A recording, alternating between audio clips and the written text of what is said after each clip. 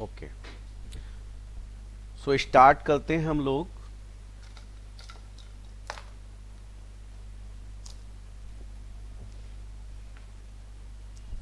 हमारे पेपर का जो नाम है टैक्सेशन है।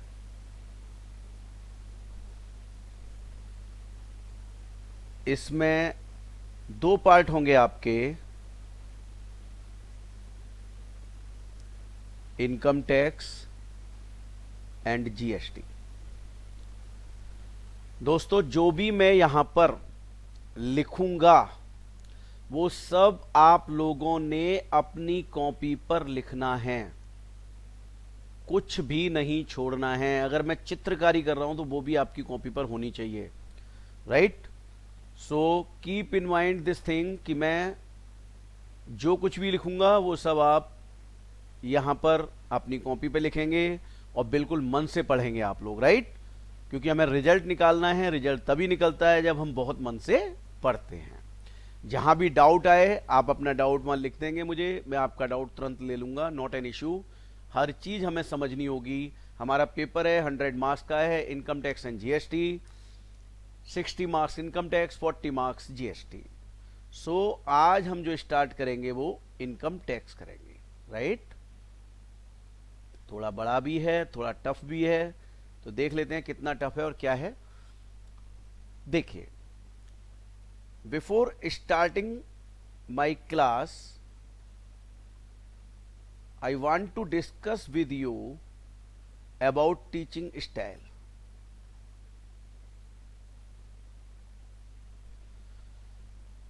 दो प्रकार के टीचर मिलते हैं हमारे देश में। एक रट्टा एक्सपर्ट, आपको हर चीज रटाएंगे बढ़िया से और आप भी रट जाएंगे और कहीं कोई दिक्कत नहीं आएगी। सेकंड है logical.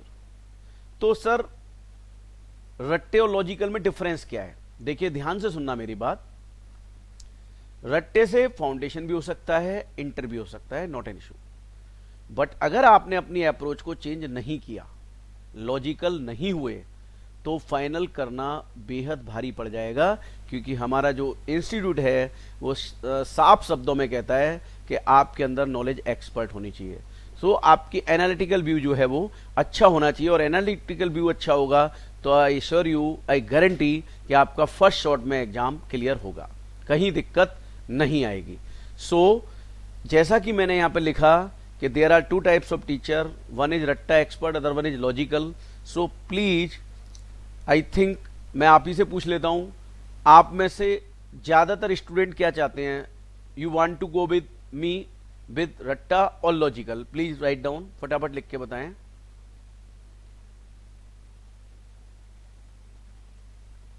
Very good, very good. Everyone is logical, शाबाश। मैं भी आपसे यही एक्सपेक्ट कर रहा था कि आप सब लोग मुझे लॉजिकल ही बोलेंगे। ठीक है जी, तो हम लॉजिकल स्टार्ट करेंगे। तो ऐसा करते हैं, रट्टा को फिर क्रॉस कर देते हैं। बोले भाई साहब आप अलग हो जाओ, हमें आपसे कोई मतलब नहीं है, हमें मतलब है लॉजिक से। अगर हम लॉजिक की बात करें तो सबसे पहले सवाल ये उठता है कि इनकम टैक्स क्यों लाया गया, कौन लेके आया, कब आया, क्या जरूरत थी। ये बहुत सारे सवाल हैं जो हमारे दिमाग में बार बार बार बार उठेंगे। तो मैं एक काम करता हूं, पहले वो आपके जो सवाल हैं जो बार बार आपके दिमाग में उठेंगे, मैं उनसे आपको बाहर लेके आता हूं और फिर आपको बताता हूं कि इनकम टैक्स का जन्म कैसे हुआ और किस तरीके से ये आगे बढ़ा। चलिए देखते हैं साहब। थोड़ा सा मैं आपको फ्लैशबैक में लेके चलूंगा। फ्लैशबैक पिक्चरों में आपने देखा होगा, पीछे ले जाते हैं कि पुराने ऐसे हुआ था, तो वैसे ही मैं भी आपको लेके चल रहा हूं फ्लैशबैक में। और फ्लैशबैक में लेके चलने पर क्या है कि थोड़ा सा पीछे चलते हैं। 1857, 1857 में क्या हुआ? 1857 में साहब छोटे छोटे युद्ध हुए थे। शायद रानी लक्ष्मीबाई वाला भी युद्ध हुआ था, मंगल पांडे जी वाला युद्ध हुआ, ये बहुत सारे युद्ध हुए। अब एक बात मैं आपसे पूछता हूं, सोचना जरा, युद्ध जब किसी देश में होंगे तो वहां की इकोनॉमी बढ़ेगी या घटेगी? ये बताइए आप मुझे, इकोनॉमिकल कंडीशन क्या होगी उसकी, फटाफट लिखें।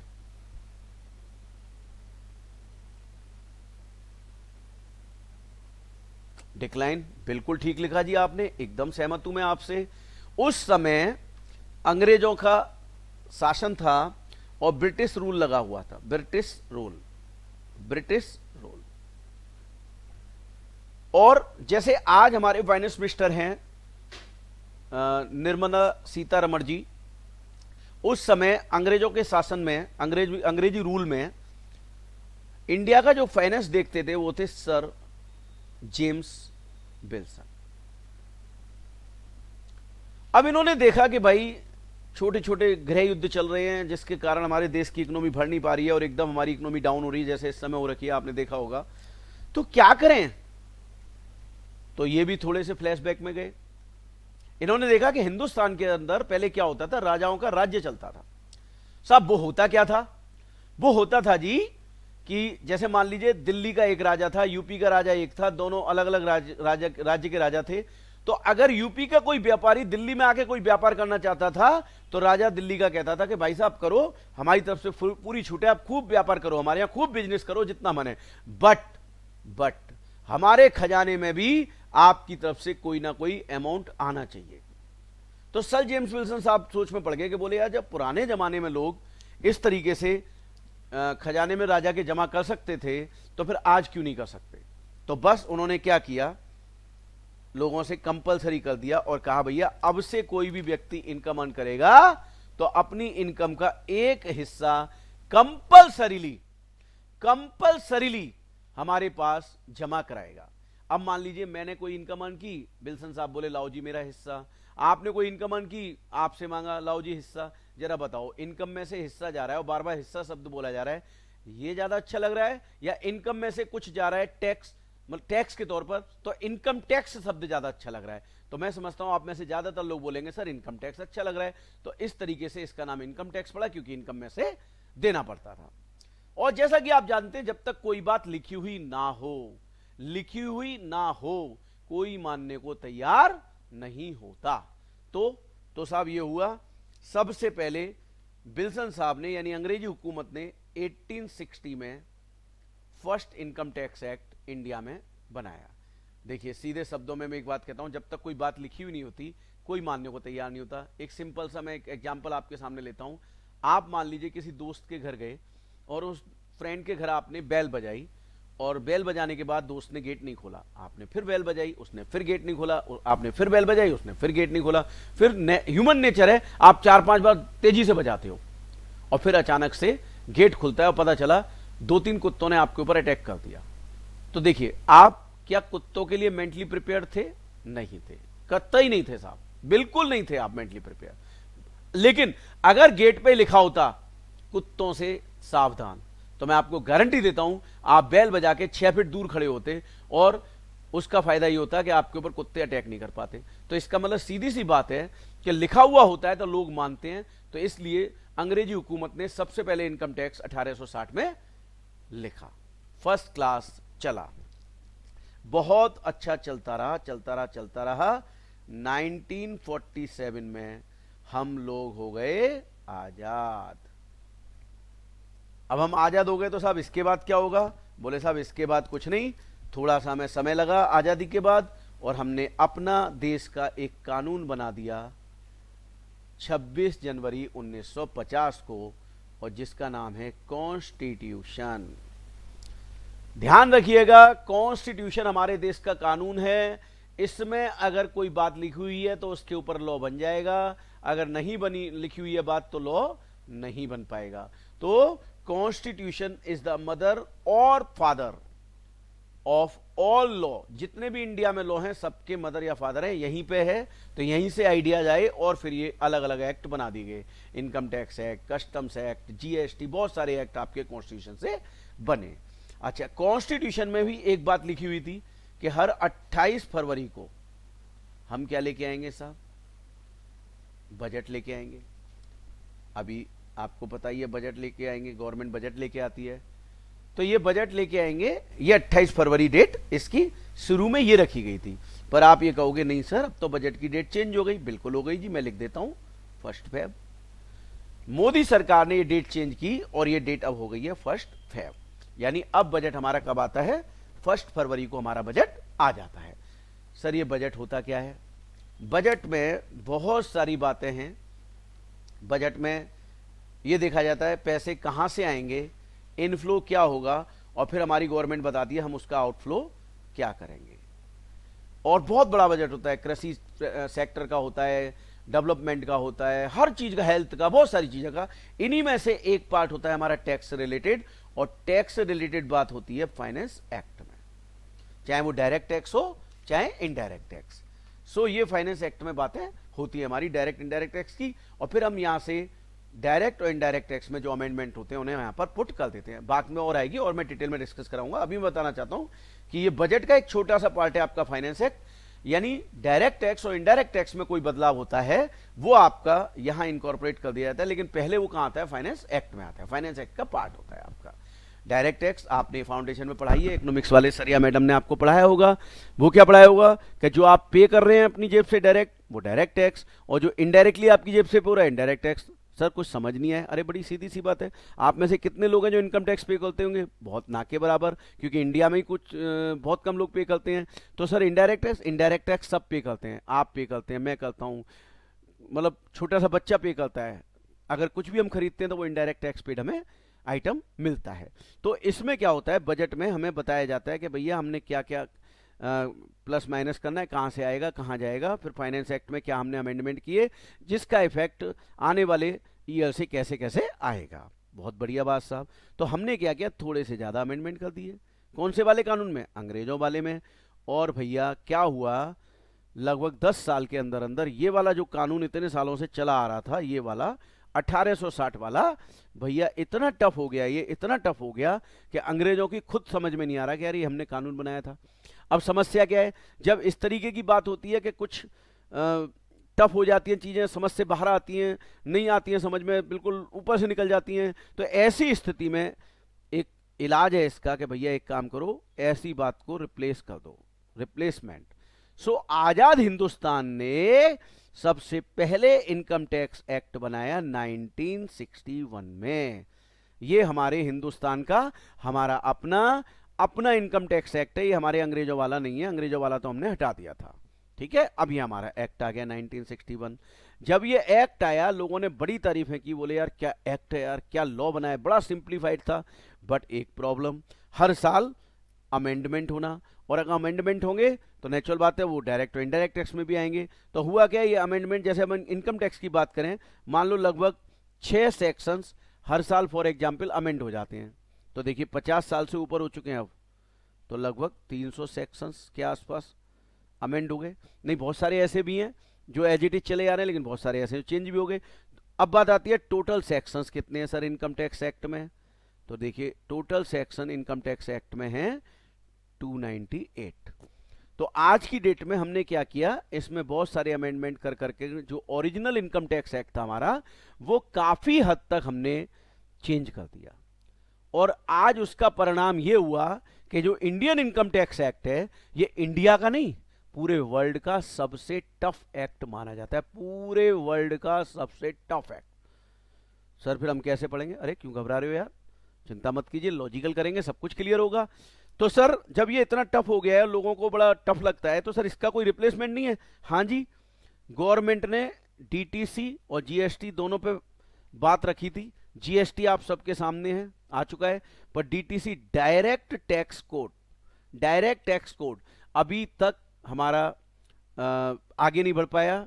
ड्राफ्ट तैयार है, सब कुछ है, पर अभी पता नहीं क्या वजह है, कोई ना कोई राजनीतिक कारण या कोई रीजन हो सकता है जिसकी वजह से अभी नहीं आया है। मैंने इसका ड्राफ्ट पढ़ा है, मुझे बड़ा सिंप्लीफाइड लगा। अगर ये डीटीसी आ गया तो फिर आपको टैक्स पढ़ने की जरूरत नहीं है, बड़ा सिंप्लीफाइड एक्ट है ये, तो वैसे आपको समझ आ जाएंगी चीजें, राइट। लेकिन देखो अब दिक्कत क्या है, ये आया नहीं।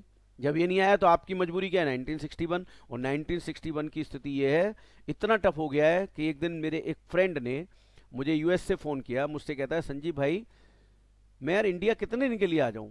मैंने कहा तेरा देश है, जितने मर्जी दिन के लिए, क्या दिक्कत है? कह रहा नहीं यार, वो आपके यहाँ एक कानून है ना कि अगर इतने दिन से ऊपर रह लिए तो आपको उस इनकम पे भी टैक्स देना पड़ेगा जो इंडिया से बाहर अर्न किया आपने। मैंने कहा कमाल है यार, ये तो इतना सोचते हैं। तो बहुत सारे लोग ये सोचते होंगे कि भाई जो हमने इंडिया में अर्न किया ही नहीं, हमें उस इनकम पे भी टैक्स देना पड़ रहा है। क्यों? क्योंकि एक पर्टिकुलर टाइम से ज्यादा अगर हम रह लेंगे इंडिया में तो हम ऑर्डिनरी रेजिडेंट बन जाते हैं। ऑर्डिनरी रेजिडेंट बन जाते हैं तो उसका नुकसान क्या होता है? उसका नुकसान यह होता है कि हमें उस इनकम पर भी टैक्स देना पड़ता है जो हमने इंडिया में अर्न या रिसीव नहीं की। क्यों? क्योंकि हमारा नेचर ऑफ असेसी क्या है? नेचर ऑफ असेसी हमारा बनेगा ऑर्डिनरी रेजिडेंट। और अगर ऑर्डिनरी रेजिडेंट बन गया तो आप समझ लीजिए उस स्थिति में वर्ल्ड में कहीं भी इनकम अर्न करूं, उस इनकम पर मुझे टैक्स कहां देना पड़ेगा? इंडिया में देना पड़ेगा उस इनकम पे टैक्स। तो दिस इज आवर एक्ट। बहुत कंफ्यूजिंग प्रोविजंस हैं, बट अगर आप लोग आज मुझे एक प्रॉमिस करें कि सर हम सारी क्लास में रेगुलर रहेंगे और एक सेकंड के लिए भी इधर उधर नहीं जाएंगे, पूरे टाइम ध्यान से आपकी क्लास को सुनेंगे, जो आप लिखाएंगे लिखेंगे, जो आप पढ़ाएंगे पढ़ाएंगे, जो आप होमवर्क देंगे सब करके आएंगे, तो मैं आपको प्रॉमिस देता हूं सबसे इजी इनकम टैक्स लगेगा आपको। तो कितने लोग मुझे प्रॉमिस करते हैं कि सर प्रॉमिस हम पढ़ेंगे बढ़िया से जैसा आप पढ़ाएंगे? बताइए मुझे।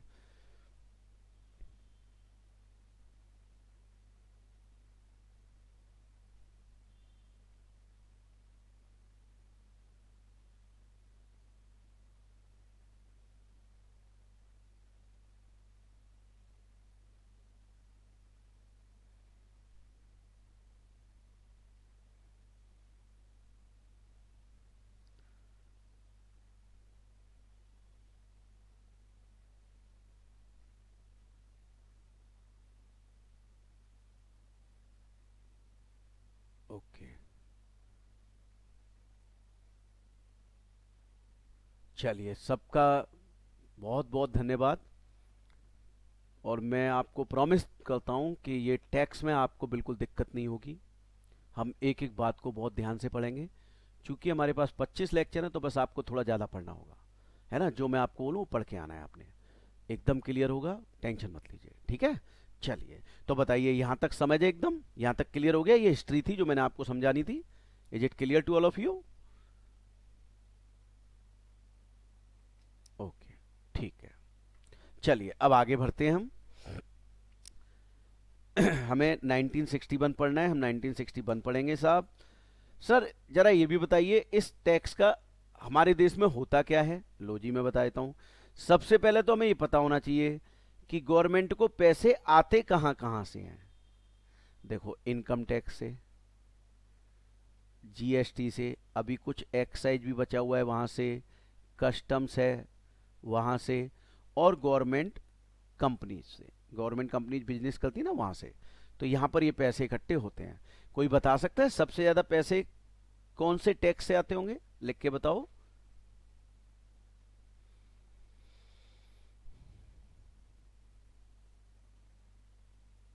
Very good, very good, very good, very good. Actually जब स्टूडेंट पहली बार पढ़ते हैं ना टैक्स, तो वो ये समझते हैं कि सबसे ज़्यादा टैक्स ना इससे आता होगा, इनकम टैक्स से, इससे। पर सच्चाई ये नहीं है। This is not reality. सबसे ज़्यादा टैक्स आपका जीएसटी से आ रहा है। आपको मैं बता देता हूँ, मोदी सरकार जब 2014 में आई थी तब 3.25 करोड़ लोग ही रिटर्न फाइल करते थे, ठीक है? अभी लास्ट ईयर का डाटा है 6.25 करोड़ असेसी ने रिटर्न फाइल किया इनकम टैक्स की, और इनकम टैक्स देते हैं, राइट? तो इस तरीके से हमारे देश में टैक्स का कलेक्शन हो रहा है। अब बात आती है सर इसका यूज क्या है और मिस यूज क्या है? Use and miss use.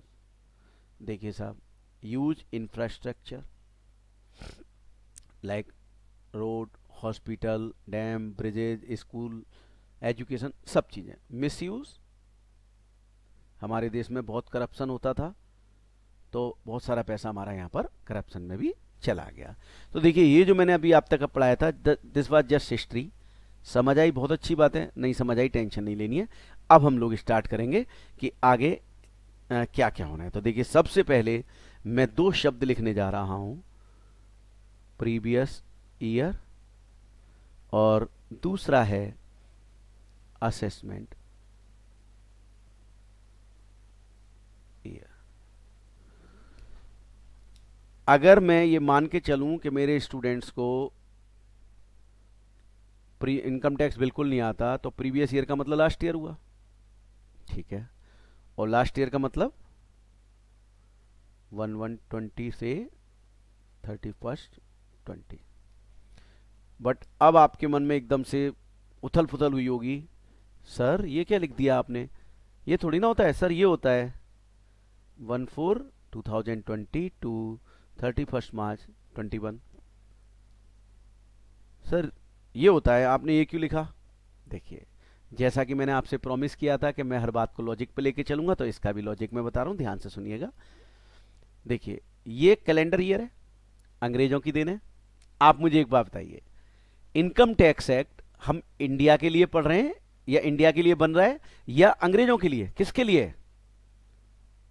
फटाफट बताएं, किसके लिए? इंडिया के लिए। बिल्कुल ठीक लिखा है जी आपने एकदम। अब बात ये आती है, अगर ये इंडिया के लिए है तो बात यहां पर ये है कि भाई ये क्या है, फिर ये तो कैलेंडर ईयर है, और कैलेंडर ईयर अंग्रेजों के लिए है। तो जब हम इंडियन की बात कर रहे हैं तो भैया सबसे पहले तो इसे हटाओ, इसकी कोई नीड नहीं है क्योंकि अंग्रेजों के लिए है। सर फिर ये प्रीवियस ईयर 1 अप्रैल से ही क्यों स्टार्ट होता है? What's the reason? अब आप कहेंगे सर ये अकाउंटिंग ईयर होता है, सर ये फाइनेंशियल ईयर होता है, सर ये प्रीवियस ईयर होता है। देखो होता तो है, बट ये 1 अप्रैल से क्यों? ध्यान से सुनना, इसका लॉजिक भी मैं आपको बताने जा रहा हूं, ध्यान से सुनना प्लीज। जैसा कि अभी हमने डिस्कस किया कि इनकम टैक्स एक्ट इंडिया के लिए है, इंडिया के लिए पढ़ रहे हैं हम लोग। जब हम इंडिया के लिए पढ़ रहे हैं तो देखिए, हिंदुस्तान में एक कैलेंडर होता है, हिंदी कैलेंडर, हिंदी कैलेंडर। और हिंदी कैलेंडर की अगर मैं बात करूं तो उसमें आपने सुना होगा शब्द आते हैं आषाढ़, सावन, भादो, इस तरीके के शब्द हैं। अब सही बताऊं तो मुझे नहीं मालूम कि जनवरी की हिंदी क्या है, फरवरी की हिंदी क्या है, मार्च की हिंदी क्या है। क्या आप में से किसी को पता है इनकी हिंदी क्या होती है, या सब मेरे जैसे ही हैं? बताएं प्लीज फटाफट।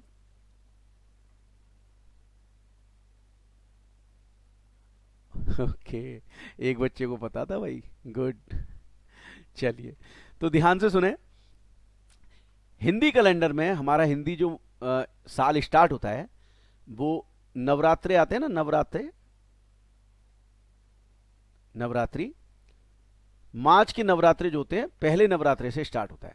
बट अब दिक्कत यह है कि साहब कई बार वो नवरात्रे 25 मार्च को स्टार्ट होते हैं और कई बार वो 8 अप्रैल तक चले जाते हैं, 8 अप्रैल को स्टार्ट होते हैं।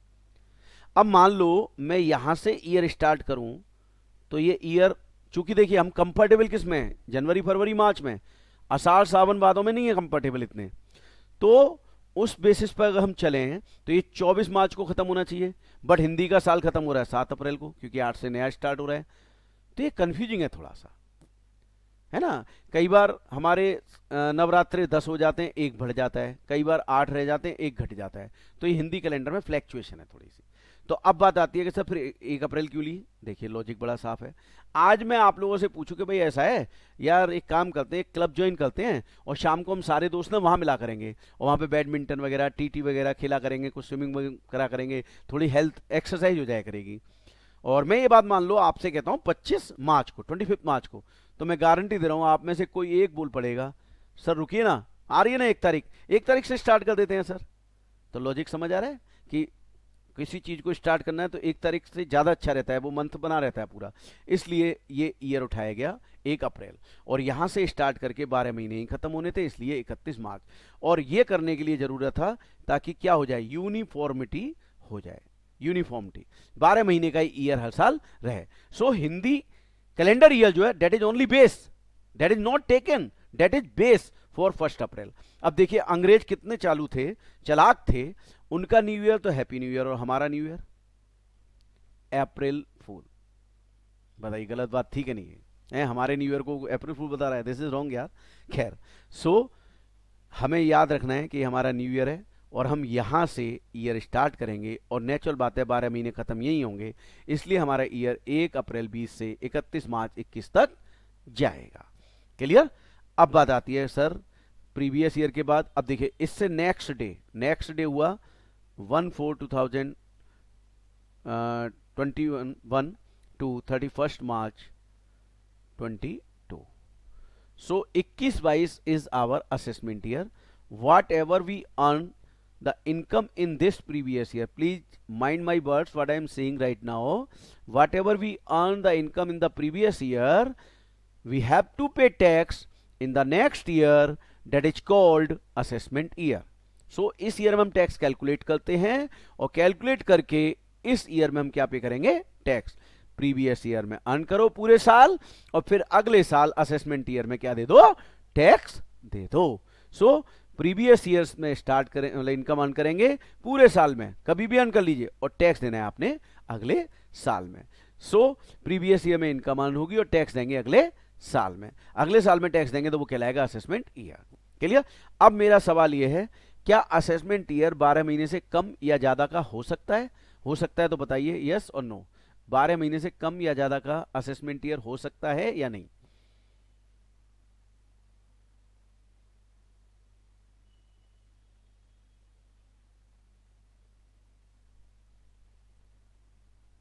हाँ जी, असेसमेंट ईयर कई बच्चों ने लिखा है यस, एक बच्चे ने लिखा है नो। ओके, अब मेरी बात ध्यान से सुनना, बहुत बहुत ध्यान से सुनना, बहुत बहुत ध्यान से। राइट? अब क्या है वो बात, वो ध्यान से सुनिए आप। देखिए, असेसमेंट ईयर जो होगा हमारा, ऑलवेज 12 मंथ्स, ना कम ना ज्यादा। असेसमेंट ईयर कभी भी 12 मंथ से कम या ज्यादा का नहीं होगा। It will always be exact 12 month, हमेशा 12 महीने का होगा, हमेशा 12 महीने का। सर क्या प्रीवियस ईयर हो सकता है? Yes yes yes, previous year may be less than 12 months. Previous year may be less than 12 months.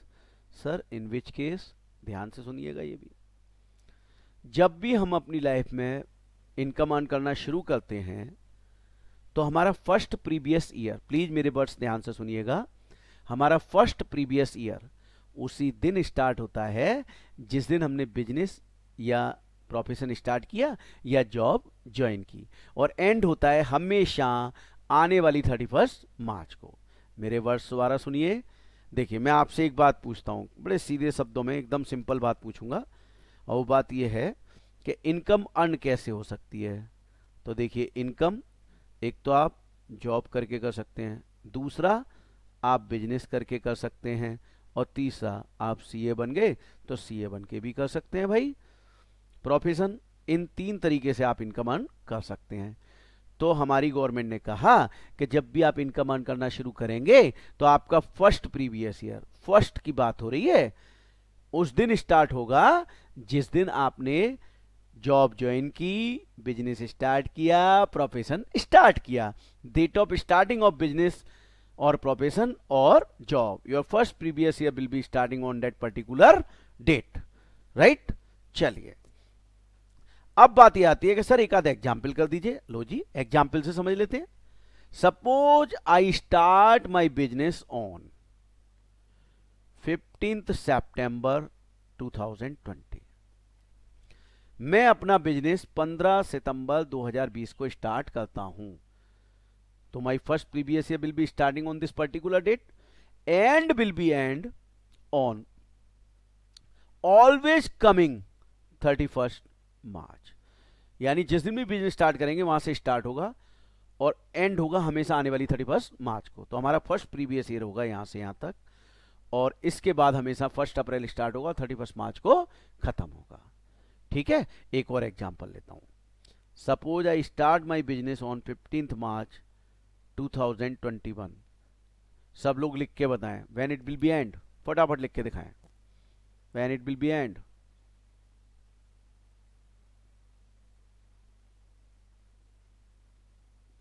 शाबाश, very good very good very good. So it will be end on 31 March 2021। 21 में ही होगा, ध्यान रखिएगा। Always coming 31 March, always coming 31 March. So this will be starting on this date and will be end on this date. Suppose my business start on 30 March 2021. It will also be end on this date. Means 31st March 2021. Clear, always coming 31 March. Now आप सब लोग सोच रहे होंगे sir एक दिन का previous year, yes yes sir, बिल्कुल ध्यान से सुनना मेरी बात, एक दिन, एक मिनट, एक सेकंड का प्रीवियस ईयर हो सकता है। रात को 11:59 59 सेकंड पे आपने इनकम अर्न की, एक सेकंड रह गया था, उसी एक सेकंड में इनकम अर्न की, that particular second will become your previous year, and after passing of that second your assessment year will be started. Means एक सेकंड प्रीवियस ईयर हो गया, अगले ही सेकंड यानी पास होने के बाद जो अगला ईयर है वो बन गया असेसमेंट ईयर। अब बताइए लोग क्या करेंगे, एक सेकंड की झूठी तो बोलनी है उन्हें, देखो अगर सच बोला तो एक सेकंड का प्रीवियस ईयर, अगला साल असेसमेंट ईयर, अब टैक्स देना है आपने। लेकिन अगर आपने झूठ बोला तो एक सेकंड के बाद प्रीवियस ईयर स्टार्ट कर रहे हो आप, क्योंकि आपने बोला मैंने इनकम अर्न की 12:01 पर, तो ये एक सेकंड 12:01 पे की तो अगले साल, यानी वहां से प्रीवियस ईयर स्टार्ट हुआ तो पूरा साल मिल गया, और टैक्स आप कब दोगे उससे, अगले साल में। तो एक सेकंड का भी प्रीवियस ईयर हो सकता है, ध्यान रखिएगा इस बात को। सो प्रीवियस ईयर जरूरी नहीं है एक दिन का, एक महीना या एक पूरे साल का ही हो, एक सेकंड का भी हो सकता है। Whatever we earn in the previous year we have to pay tax in the next year, that is known as assessment year. और ध्यान रखिएगा पहला वाला प्रीवियस ईयर ही आपका कम का हो सकता है, ज्यादा का तो वो भी नहीं हो सकता, और उसके बाद हमेशा 1 अप्रैल और 31 मार्च चलता रहेगा। यहां तक एकदम क्लियर है कि नहीं, आप लोग मुझे बता दें बस, यहां तक एकदम समझ आ गया, फिर आगे बढ़ूंगा मैं। Good, very good very good, पूरा क्लियर, शाबाश। चलिए अब हम आगे बढ़ते हैं जी। अब आगे क्या है जी, अब आगे की बात कर लेते हैं। अभी मैंने आपको बोला था, यहां लिखा भी था कि भैया प्रीवियस ईयर में इनकम अर्न करूंगा और अगले साल में मैं टैक्स दूंगा, जिसका नाम है असेसमेंट ईयर। जनरल लॉ यही है कि प्रीवियस ईयर में इनकम अर्न करो और टैक्स कब दो, अगले साल में, असेसमेंट ईयर में। प्रीवियस ईयर में अर्न करो और असेसमेंट ईयर में क्या दो, टैक्स दो। इज दैट क्लियर, बात समझ आई? चलिए इसके कुछ एक्सेप्शंस हैं, और एग्जाम में एक दो अटेम्प्ट छोड़ के 4 से 6 नंबर की थ्योरी इसके ऊपर आ जाती है, तो प्लीज ध्यान से सुनना और एक एक चीज लिखते रहना जो मैं यहां पे करता रहूंगा, ठीक है? और साथ की साथ समझना है? और कभी रह जाए तो आप मुझे बता दीजिएगा कि सर एक स्क्रीनशॉट लेना है, तो मैं थोड़ा सा स्क्रीनशॉट के लिए भी आपको इसको कर दूंगा। वैसे कोशिश ये करो कि आप सारा लिखते रहें। क्लियर? चलिए अब आगे बात करते हैं हम लोग। प्रीवियस ईयर की इनकम, जनरल लॉ ये है कि प्रीवियस ईयर की इनकम पे टैक्स असेसमेंट ईयर में लगता है, बट इसके कुछ एक्सेप्शंस हैं। अब हम एक्सेप्शंस समझेंगे जी। एक्सेप्शंस, हेडिंग डाल लीजिए एक्सेप्शंस। एक्सेप्शंस नंबर 1,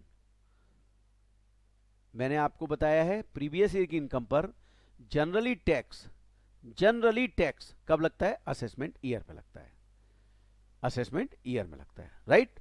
तो अब इसके एक्सेप्शन है, और एक्सेप्शन क्या कह रहा है कि भैया प्रीवियस ईयर की इनकम पे उसी प्रीवियस ईयर में टैक्स लगेगा।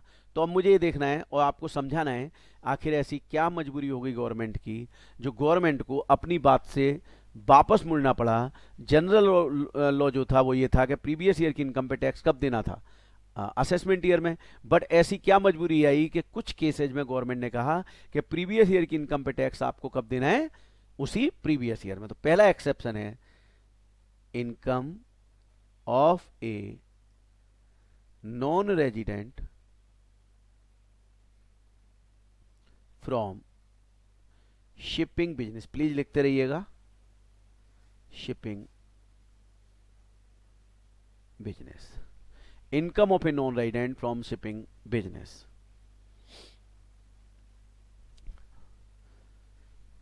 अब एक आज के लिए बस आप मान जाइए कि एक नॉन रेजिडेंट ऐसा व्यक्ति होता है जो इंडिया में नहीं रहता। बस कल तो क्लियर हो जाएगा, कल हम ये चैप्टर लेंगे तो हमें समझ आ ही जाएंगी चीजें। तो नॉन रेजिडेंट, और उसका मान लीजिए शिप है। अब बताइए अगर आप इंडिया में नहीं रहते तो आप नॉन रेजिडेंट बन गए, और मान लीजिए आपके पास एक शिप है, तो सबसे पहली बात होती है कि शिप से इनकम कैसे अर्न हो सकती है, कि मेरे पास एक शिप है, मैं पैसे कैसे अर्न कर सकता हूं। देखिए लोगों का माल, जिसको हम कार्गो बोलते हैं, इधर से उधर करूंगा, पैसेंजर्स को इधर से उधर करूंगा, उससे पैसे कमाऊंगा, और लाइव स्टॉक, लाइव स्टॉक मतलब देखिए, अगर मैं कहीं से फॉरेन कंट्री से कुछ जानवर इंपोर्ट करना चाहता हूं, मान लो जैसे हमें पता है पूरे वर्ल्ड में सबसे ज़्यादा दूध जो है वो साउथ अफ्रीका की भैंस देती है, बफेलो। अब मान लो मैं वहां से एक भैंस इंपोर्ट करना चाहता हूं, क्या ये पॉसिबल है कि मैं उसे अपने साथ फ्लाइट में ले आऊं? अगर लाऊंगा तो सोचो वो तांडव कितना मचाएगी। तो नेचुरल बात है, वो कैसे आएगी? वो शिप के जरिए आएगी, राइट। तो लाइव स्टॉक मंगाया, और बड़े बड़े मेल्स, बड़े बड़े मेल्स, बड़े बड़े पार्सल्स होते हैं ना, वो भी शिप के थ्रू आते हैं, क्योंकि इनका फेयर कम होता है। आपने देखा होगा जब हम कभी फ्लाइट में जाते हैं और 1 किलो वजन भी ऊपर निकल जाता है तो फ्लाइट वाले 350-400 रुपये चार्ज करते हैं 1-1 किलो के, है ना। तो ये थोड़ा इन कंपेरिजन टू काफ़ी सस्ता होता है, इन कंपेरिजन टू फ्लाइट। अब बात आती है कि सर ये शिपिंग बिजनेस की इंडिया में कैसे? अब देखो, इंडिया में कोई भी व्यक्ति इनकम अर्न करे, कोई भी, वेदर रेजिडेंट जो इंडिया में रहता है, वेदर नॉन रेजिडेंट जो इंडिया में नहीं रहता, कोई भी व्यक्ति इनकम अर्न करे इंडिया में, उसे टैक्स देना पड़ेगा इंडिया में, चाहे वो नॉन रेजिडेंट ही क्यों ना हो। चलिए, अब बात आती है सर प्रैक्टिकली ये होता कैसे होगा? ध्यान से देखना, मैं प्रैक्टिकली समझाने जा रहा हूं, एकदम बिल्कुल ध्यान से समझना। This is India. आप बताइए, वर्ल्ड में 3/4 वाटर है कि नहीं? पानी, पानी है ना। 3/4 हिस्से में पानी है पूरी संसार में, और 1/4 पर है लैंड। अब आप बताइए, जब पूरे वर्ल्ड में इतना पानी है तो कुछ पानी तो हमारे लिए भी आया होगा, हम भी पीते होंगे, हमारे भी हिस्से में आया होगा, बिल्कुल आया होगा। तो देखिए, हमारे हिस्से में जो पानी आया वो ये आया, यानी ये बेस लाइन है, जमीन है इंडिया की, और यहां से यहां तक 12 नॉटिकल माइल्स ये हमारा पानी है, ये सारा हमारा पानी 12 nautical miles. Nautical mile is the parameter to measure the water. जिस प्रकार से रोड को किलोमीटर में नापते हैं, उसी प्रकार से पानी को नॉटिकल माइल्स में नापते हैं। और अगर मैं इसे किलोमीटर में कन्वर्ट करूं तो 1 nautical mile is equal to 1.853 kilometre, इतना होता है। 1 nautical mile is equal to 1.853 kilometre. Clear? चलिए साहब, अब प्रैक्टिकली कैसे होता है मैं वो बताने जा रहा हूं। प्लीज ये चित्र तो आप बना लीजिए फटाफट से। अरे पानी दे दो यार।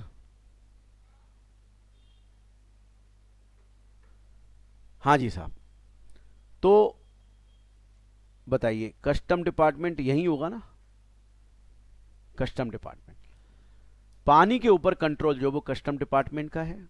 अब प्रैक्टिकली क्या होता है देखिए ध्यान से, प्रैक्टिकली जैसे ही कोई शिप,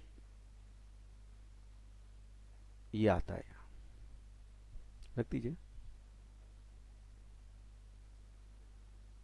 राइट, ये शिप यहां पर आता है, तो ये जो कस्टम ऑफिसर्स हैं, कस्टम स्टाफ है, उन्हें पता चलता है through radar, satellite system, what ever is the, उनका जो भी पता करने का तरीका है, वो यहीं पर इस शिप को पकड़ लेते हैं। And they simply ask, who are you? Terrorist हो, स्मगलर हो? अब बताइए, जो पर्सन इंचार्ज है, जिसके कंट्रोल में ये शिप है, वो जेन्युइन है, बोनाफाइड है, ना वो टेररिस्ट है ना वो स्मगलर है, वो क्या बोलेगा? प्लीज चेक, आप चेक कर लीजिए और बताइए। चेक करेंगे तो कुछ भी नहीं मिलेगा गलत, तो ये इसे यहां आने की परमिशन दे देगा या नहीं दे देगा? और फिर ये शिप यहां खड़ा हो गया, ये शिप यहां खड़ा हो गया, और जैसे शिप यहां खड़ा होता है, बस कस्टम डिपार्टमेंट इन्फॉर्म करता है किसे? इनकम टैक्स डिपार्टमेंट को।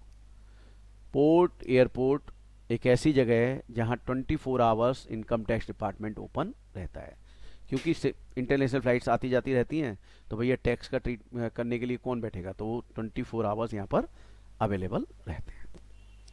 अब इन्होंने जाके इनको बता दिया, भैया मिस्टर एक्स आए हैं शिप वाले, तो ये क्या करेंगे, अपने एक बंदे को यहाँ भेजते हैं और उससे कहते हैं, भाई साहब चलो इनकम टैक्स डिपार्टमेंट में आपको बुलाया गया है और हम चेक करना चाहते हैं कि आपने इंडिया से क्या अर्न किया है। प्लीज ध्यान से सुनना, मैं अब थोड़ा सा टेक्निकल होने जा रहा हूं, ध्यान से सुनना। मेरा एक सवाल है, लोग ध्यान से सुने फिर उसका जवाब दें। आप बताइए, ये मेरा प्रॉफिट एंड लॉस अकाउंट है और ये किसी और का प्रॉफिट एंड लॉस अकाउंट है। मैंने इससे कुछ खरीदा है, तो बताइए मेरे यहां पे एक्सपेंस हो गया और इसके यहां पर क्या हो गई, इनकम हो गई। पहले बताइए इतनी बात सही है कि नहीं? अगर मैंने कुछ खरीदा तो मेरा एक्सपेंस और जिसने बेचा है उसकी इनकम। बोलो ये पॉसिबल है कि नहीं? तो मेरे में डेबिट और उसके में क्रेडिट। मैं समझता हूं सभी लोगों ने ये बात लिखी होगी बिल्कुल, कि हाँ सर बिल्कुल लिखी है सबने। अब बात जानते हैं क्या है? खर्चे घटाने के बाद जो नेट प्रॉफिट आता है, टैक्स इस पे लगता है, नेट प्रॉफिट पे। और आपने पी एंड एल अकाउंट तो बहुत बनाए होंगे, बहुत बनाए होंगे profit loss account, 11 12 CA foundation. अब बताइए अगर यहां मैं खर्चे खर्चे जो हैं फेक डाल दूं तो नेट प्रॉफिट आराम से कम हो जाएगा और टैक्स इस पे लगता है, तो गवर्नमेंट को टैक्स भी कम मिलेगा या नहीं मिलेगा? सब लोग बताएं मुझे।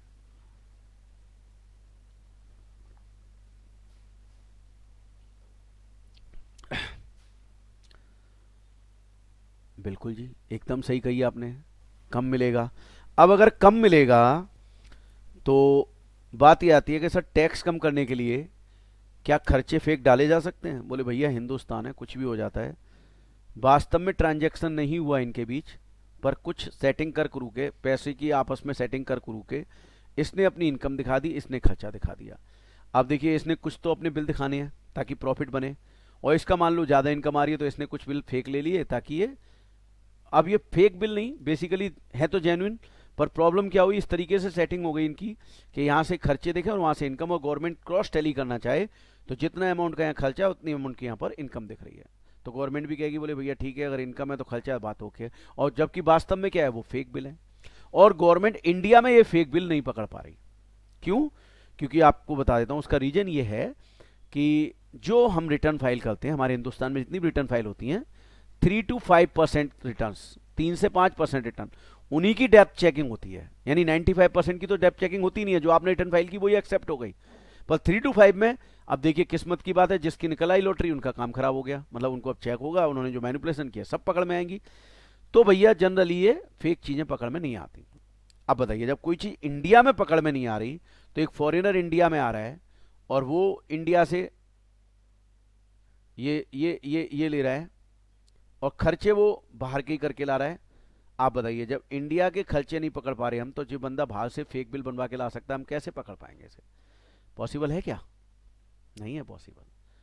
अब गवर्नमेंट ने देखा कि भाई इस व्यक्ति से जो कि इंडिया से बाहर जा रहा है, इंडिया में आया नॉन रेजिडेंट और लोगों का माल उतारा, पैसेंजर्स को चढ़ाया, लाइव स्टॉक उतारा चढ़ाया, मेल्स आई गई, जो भी इनकम्स हुई जो भी है वो सब उसने इंडिया से अर्न की और जा रहा है इंडिया से।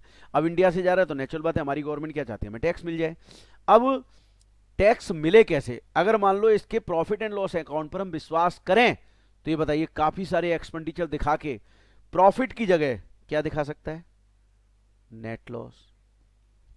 भैया मेरे खर्चे ज्यादा है, इनकम कम है, और नेट लॉस। और फिर ये उल्टा गवर्नमेंट से डिमांड करे कि साहब इनकम पे तो आप टैक्स ले रहे हो, लॉस है तो मुझे दो। बड़ा अजीब सा नहीं लगेगा? नहीं। तो गवर्नमेंट ने कहा ऐसा है भाई, इस स्थिति से हमें कोई मतलब नहीं है, इससे कोई मतलब नहीं है, बस हमें ये बताया इंडिया में तूने पैसे कितने प्राप्त किए, इंडिया में तूने कितना रिसीव किया, तेरी रिसीट कितनी है इंडिया में। और अगर तूने झूठ बोला, अगर तूने झूठ बोला तो बेटा कोई बात नहीं, ये देख यहां पर, क्योंकि वैसे तो क्रॉस ही होगा ही ना, जितना ये डेबिट करेगा, मान लो ये 5 लाख डेबिट करेगा तो यहाँ 5 लाख क्रेडिट भी होना चाहिए।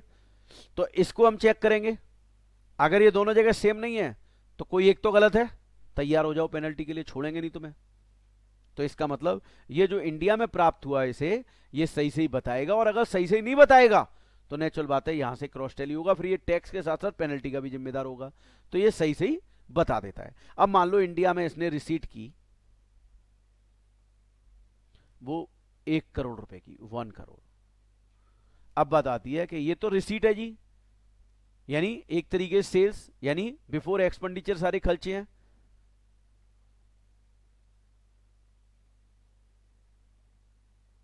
यस प्लीज, पूछें आप क्या पूछना चाह रहे हैं।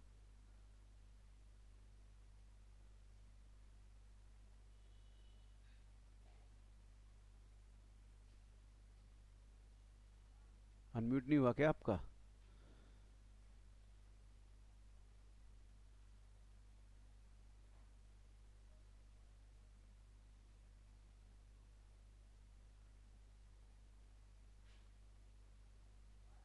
हाँ हाँ, किसी ने अभी रेज किया था हैंड।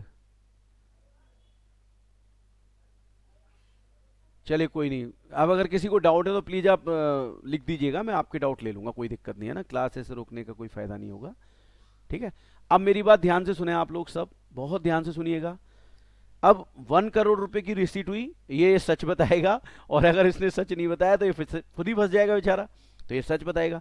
अब बात ये आती है कि गवर्नमेंट, ये तो रिसीट है यार, आप तो नेट प्रॉफिट पे टैक्स लगा सकते हो, तो इसका मतलब इसमें से खर्चे माइनस होने चाहिए, और खर्चे जेन्युइन नहीं है, खर्चे यू कांट टैली, आप चेक नहीं कर सकते, क्या करें फिर?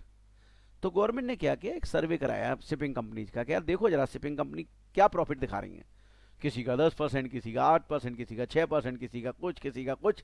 गवर्नमेंट ने सबका उठा के किया एवरेज, और कहा भैया इन लोगों की इनकम हम मानेंगे 7.5% ऑफ रिसीट। ये गवर्नमेंट ने एक वो बना दिया, क्या बोलते हैं इसे, प्रॉफिट का परसेंटेज, कि ये आपका प्रॉफिट माना जाएगा। तो जरा बताइए नेट प्रॉफिट कितना हो गया, 7,50,000, यानी 92.5 लाख एक तरीके से खर्चे मान के गवर्नमेंट ने लेस कर दिया, और आपसे कहा कि 7.5 लाख नेट प्रॉफिट है, और इस पर आप टैक्स दीजिए। अब मान लीजिए 30% टैक्स रेट है, 30% मान लीजिए, बाकी मैं भी बताऊंगा क्या क्या रेट्स हैं। 30% टैक्स रेट है मान लो, तो बताइए 7.5 लाख का 30% हुआ 2,25,000, तो बस ये व्यक्ति टैक्स देगा 2,25,000, और बस इसके बाद ये खत्म इसका काम। और जैसे ये पैसे देगा तो इनकम टैक्स डिपार्टमेंट इसको क्या देगा, एक प्रूफ देगा कि हाँ भाई इसने टैक्स पे कर दिया। अब वो प्रूफ क्या है, प्रूफ कहलाता है असेसमेंट ऑर्डर। क्या कहलाता है, असेसमेंट ऑर्डर। तो बस असेसमेंट ऑर्डर इसके पास है। अब मान लो कस्टम डिपार्टमेंट इससे ये कहे कि भाई मैं तुझे बाहर नहीं जाने दूंगा, तेन टैक्स नहीं दिया, तो ये उठा के असेसमेंट ऑर्डर दिखा देगा कि नहीं दिखा देगा, बिल्कुल दिखा देगा। तो क्या कस्टम डिपार्टमेंट इसे नॉन पेमेंट ऑफ टैक्स के लिए रोक सकता है? नहीं रोक सकता, क्योंकि टैक्स तो जमा कर दिया इसने। टैक्स देके ये व्यक्ति अपने कंट्री वापस चला जाए। अब मैं सब लोगों से एक सवाल पूछ रहा हूं, सोच के जवाब देना, देखता हूं मेरे स्टूडेंट कितने लॉजिकल हुए इतनी देर में। आप एक बात बताइए, अगर हमारी गवर्नमेंट ये कहती है से कि भाई नॉन रेजिडेंट देख तेरा प्रॉफिट बना 7.5 लाख रुपए, यानी 7,50,000, और भैया उस पर टैक्स बना तेरा 2.25 लाख रुपए, तो देख हमारा तो नियम है कि प्रीवियस ईयर में इनकम अर्न करो और असेसमेंट ईयर में टैक्स दो। तो भैया देख अभी एक काम कर, तू जा, बस याद रखियो तुमको अगले साल आना है टैक्स देने 2,25,000 रुपए, ठीक है? तो बताइए अगर ये लॉ होता कि तू अभी जा और अगले साल हमें टैक्स देने ही हो, क्योंकि हमारा रूल क्या है, प्रीवियस ईयर में इनकम अर्न करेंगे और असेसमेंट ईयर में टैक्स देंगे, जरा बताइए अगर ऐसा रूल होता तो बंदा वापस आता या नहीं आता अगले साल टैक्स देने के लिए? नहीं आता। सबने सबने एक साथ बोला नहीं आता, बिल्कुल जी। तो गवर्नमेंट को ही पता थी ये बात कि अगर हमने ऐसे बोला ना भाई को कि ऐसा कर अभी तो तू जा और अगले साल हमें टैक्स देने आई हो, तो ये भाई पक्का नहीं आता, और पक्का नहीं आता तो क्या होता, गवर्नमेंट का टैक्स गया। अब बताइए गवर्नमेंट की मजबूरी थी या नहीं थी उसी प्रीवियस ईयर में टैक्स लेने की जिस ईयर में इनकम अर्न हुई है? बताइए मजबूरी थी या नहीं? गवर्नमेंट ने सही किया या गलत किया उसी प्रीवियस ईयर में टैक्स लेके? बताइए मुझे, सही किया या गलत किया?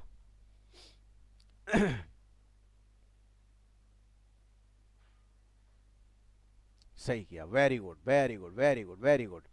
तो भैया प्रीवियस ईयर में गवर्नमेंट ने कहा कि इसी ईयर में तूने इनकम अर्न की और हमें इसी ईयर में क्या दे, टैक्स, और उसके बाद तू जा, हमें कोई चिंता नहीं है तेरा, हमें अगले साल तक वेट करने की जरूरत ही नहीं है, तू आ मत आ, हमारा टैक्स तो हमें मिल गया।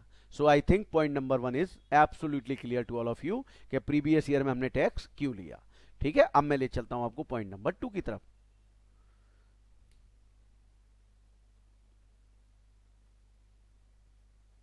इनकम ऑफ ए पर्सन, या ऐसे नहीं लिखते, पर्सन लिविंग, छोड़ रहा है, लिविंग नहीं living, India for a long time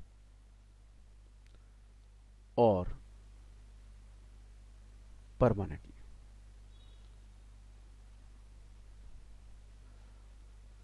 permanently, for a long time और परमानेंटली।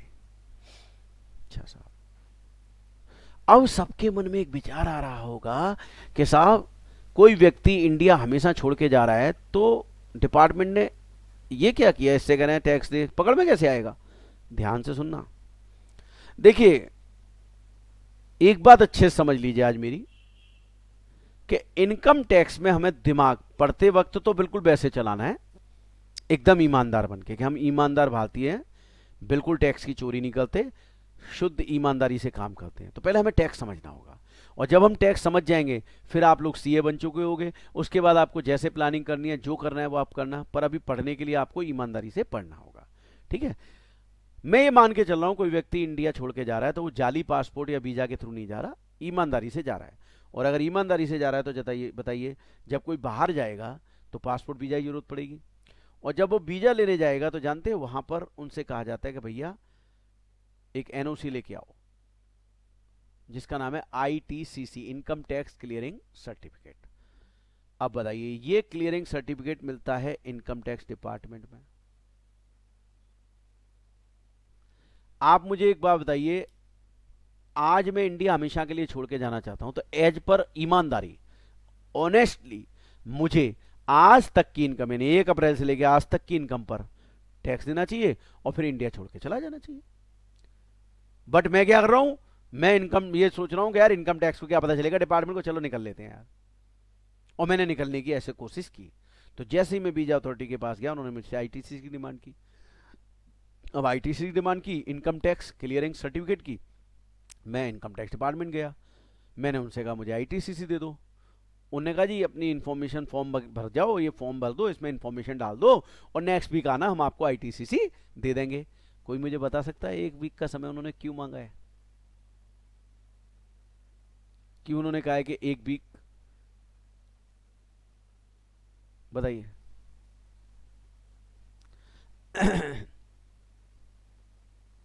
अरे वाह, वेरी गुड, अरे मेरे स्टूडेंट तो बड़े इंटेलिजेंट हैं यार, very good very good very good, to assess income, शाबाश। अब देखिए, सुने मेरी बात ध्यान से, उन्होंने 1 वीक का समय इसलिए मांगा कि भाई साहब अब इस बंदे का ना देख लो क्या कहानी चल रही है, क्या इनकम टैक्स ड्यूज है, कोई बकाया हुआ है तो नहीं है।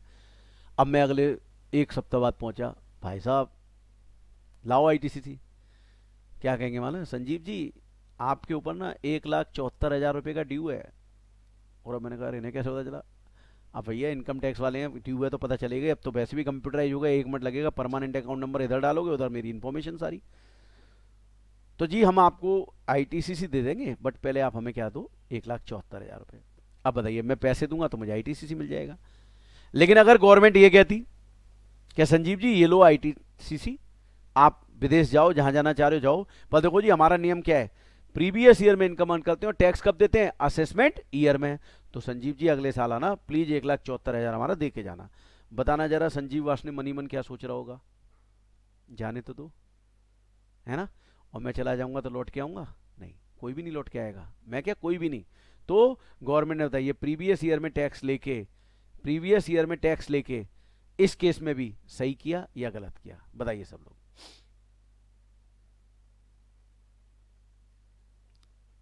बिल्कुल सही किया, एकदम सही किया, बहुत बढ़िया, very good very good very good. So second exception क्या था कि इंडिया से कोई छोड़ रहे हैं इंडियन, तो उस केस में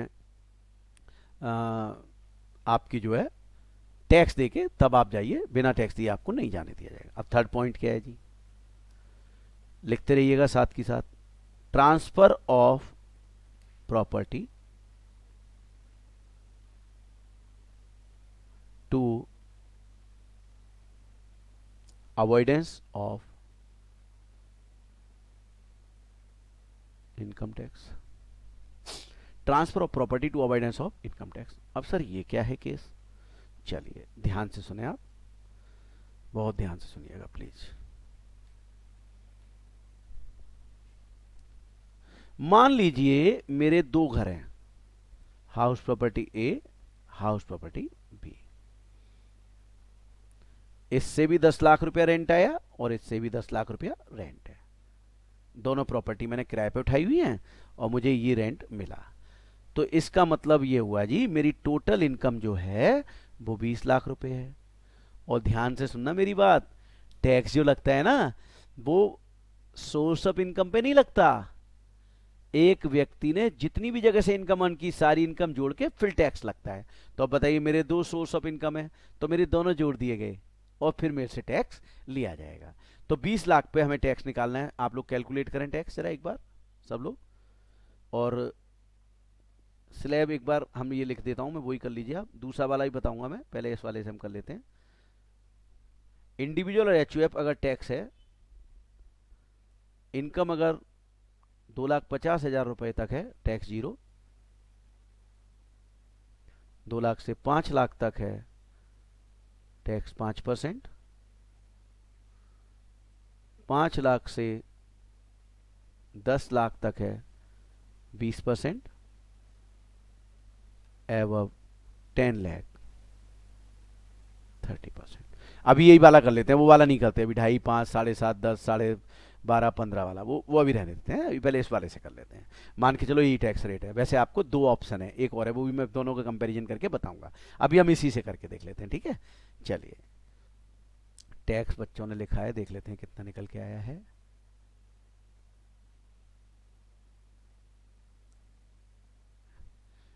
नूर आलम आपका सही नहीं है दोस्त, बाकी शुभांशु का ठीक है। चलिए मैं निकाल के दिखाता हूं, ध्यान से देखिएगा प्लीज। 20 लाख पे टैक्स लगाना है। दोनों प्रॉपर्टी मेरी है, रेंटल इनकम मेरी 20 लाख है, तो 2.5 लाख तक तो टैक्स क्या हो गया, जीरो हो गया। 2.5 से 5 का डिफरेंस है 2.5 लाख, यानी 2,50,000। 2,50,000 का 5% हुआ 12,500, यानी 5%, 12,500। ओके, 5 लाख तक लग गया टैक्स। 5 से 10 लाख का डिफरेंस है 5 लाख, और 20% टैक्स है तो 1 लाख हो गया जी। और अगर 10 लाख तक टैक्स लग चुका है, लगाना 20 लाख पे, तो 10 लाख से ऊपर जितना भी हो उस पर लगता है टैक्स 30%। तो 10 से ऊपर भी 10 लाख ही हुआ, क्योंकि 10 लाख तक हम टैक्स लगा चुके, तो ये हो गया 3 लाख रुपए। So total tax is 4,12,500। 4,12,500 आपका क्या बन गया, ये टैक्स बन गया आपका। बहुत बढ़िया बात है जी। अब देखिए हमारे हिंदुस्तान में, देखिए बाकी कंट्री से हमारे यहां क्या अलग है। हमारे यहां पूरे वर्ल्ड में दो चीजें हम लोगों पे ज्यादा हैं। एक तो हम हिंदुस्तानी ना बहुत ब्यूटीफुल होते हैं, सुंदर होते हैं। नहीं, सैस वैस नहीं लगाना है अभी दोस्त, अभी नहीं लगाना है, अभी नहीं लगाना है। हाँ ये सही है नूर आलम, अब सही है आपका। सैस नहीं लगाना है अभी, अभी मैं कुछ नहीं लगवा रहा, सिंपल टैक्स लगवा रहा हूँ, सिंपल, ठीक है ना। चलिए, तो एक तो हमारे देश में लोग खूबसूरत बहुत हैं, लेकिन कितने कितने ब्यूटीफुल लोग हैं। और दूसरा, हमारे देश में लोगों के पास दिमाग भी ज़्यादा है, ब्रेन बहुत तेज है, हम बाकी कंट्रियों से तेज हैं। जानते हैं भगवान ने हमें बड़ी फुर्सत से बनाया था, बड़े आराम आराम से, आराम आराम से, आराम आराम से। और जब चाइनीज का नंबर आया तो भगवान जी थक गए थे। और जब भगवान जी थक गए तो उन्होंने क्या किया, एक बनाया और कमांड दे दी कॉपी पेस्ट। तभी तो एक जैसे लगते हैं सारे, बताइए लगते हैं कि नहीं लगते। चाइनीज ऊपर से बदमाशी करते हैं बहुत ज्यादा, है ना। हम हिंदुस्तानी उनसे कितने आगे हैं, पर वो बदमाशी करते हैं, कैसे समझा उन्हें। चलिए कोई बात नहीं। तो हमने दिमाग चलाया, क्योंकि हम इंडियंस हैं, दिमाग हमारे पास है। अब हमने इंडियंस ने दिमाग क्या चलाया कि अगर मैं टैक्स दूंगा तो दोनों इनकम जोड़ के और 20 लाख पे टैक्स लगेगा। मैंने फटाफट दिमाग चलाया और ये वाली प्रॉपर्टी अपनी पत्नी को ट्रांसफर कर दी। Transfer to wife, transfer to wife. और वाइफ की इनकम मान लो जीरो है। अब वाइफ की इनकम जीरो है और ये मैंने अपनी वाइफ को ट्रांसफर कर दी, और फ्री में, विदाउट कंसिडरेशन, फ्री में। इनकम टैक्स वालों ने पूछा भाई कंसिडरेशन क्या है, मैंने कहा नेचुरल लव एंड अफेक्शन, मैं अपनी पत्नी से बहुत प्यार करता हूं इसलिए मैंने प्रॉपर्टी ट्रांसफर किया। ठीक है, तो इसका भी बताऊंगा सुप्रीम कोर्ट ने क्या डिसीजन दिया। अभी मैं बताता हूं कि अगर ऐसा करता हूं और तो क्या होता है। तो देखिए, अब चूंकि दो अलग अलग लोग हो गए, ये इनकम मेरी वाइफ की हो गई, ये मेरी हो गई, तो जरा बताइए मेरा टैक्स कितना बना और वाइफ का कितना बना। अगर दोनों की 10-10 लाख इनकम है तो देखिए यहां तक बनेगा ना 10 लाख पे, तो 1,12,500 मेरा और 1,12,500 मेरी वाइफ का, दोनों का मिला के बना 2,25,000। तो बताइए 1,87,500 मैंने टैक्स बचा लिया या नहीं बचा लिया। अगर ये प्रॉपर्टी मैं अपनी पत्नी को ट्रांसफर कर देता हूं तो फिर ये इनकम पत्नी की हो गई, तो 1,12,500 पत्नी देंगी, 1,12,500 मैं दूंगा, हम दोनों मिला के 2,25 देंगे, और मैं अकेला दे रहा था तो 4,12,500। अब बताइए आप मुझे, क्या ये लॉजिकली सही है? क्या ऐसा कर सकता हूं मैं?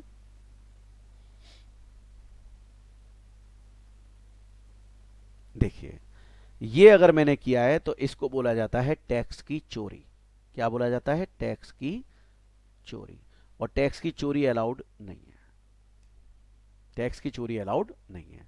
तो अब स्थिति क्या आ गई? अब स्थिति ये आ गई कि टैक्स मुझे ही देना है और प्रीवियस ईयर में ही देना होगा। गवर्नमेंट बोली अगले साल का वेट नहीं, तू तो पता नहीं अगले साल तक क्या क्या कर देगा। अब बात आती है सर पता कैसे चलेगा? फिर वही बात, रजिस्टर ऑफ प्रॉपर्टी के पास जाऊंगा, वो फिर मुझसे एनओसी मांगेंगे, एनओसी मांगेंगे तो नेचुरल बात है इनकम टैक्स डिपार्टमेंट जाऊंगा, वहाँ पूछेंगे किस लिए चाहिए, मैं कहूँगा प्रॉपर्टी पत्नी को ट्रांसफर कर रहा हूँ, बोले कंसिडरेशन क्या है, कहूँगा नेचुरल लव एंड अफेक्शन, बोले इधर पागल समझाया क्या मैं? Natural love and affection, consideration क्या है, मॉनिटरी कंसिडरेशन क्या है, and monetary consideration is zero, and this is true case. ये केस डिसीजन आया कोर्ट का, कोर्ट ने कहा, 2 लाइन में डिसीजन दिया था कोर्ट ने, natural love and affection may be a good consideration but it is not a sufficient consideration for income tax purposes. यानी नेचुरल लव एंड अफेक्शन अच्छा कंसिडरेशन हो सकता है बट ये इनकम टैक्स के पॉइंट ऑफ व्यू से sufficient नहीं है, क्योंकि जो प्रॉपर्टी बाजार में बेचते कुछ अमाउंट आता तो प्रॉफिट भी होता तो आप उस पर टैक्स देते, आपने एक बचाया वो, और दूसरा आप ये इनकम को शिफ्ट कर रहे हो ताकि टैक्स आपका 1,87,500 और बच जाए। तो ये दोनों बदतमीजियां आपकी बर्दाश्त नहीं की जा रही, और इस प्रकार से भले ही कुछ भी हो जाए पर ये आपका बर्दाश्त नहीं किया जाएगा, और आपको अब कितना टैक्स देना पड़ेगा? 4,12,500, वो भी किस ईयर में? उसी प्रीवियस ईयर में जिस ईयर में आपने इनकम अर्न की। Tax evasion, clubbing of income, yes Shubhanshu, Shweta Shri कह रही है रियल तो ऐसा नहीं होता। देखो क्या नाम था इनका,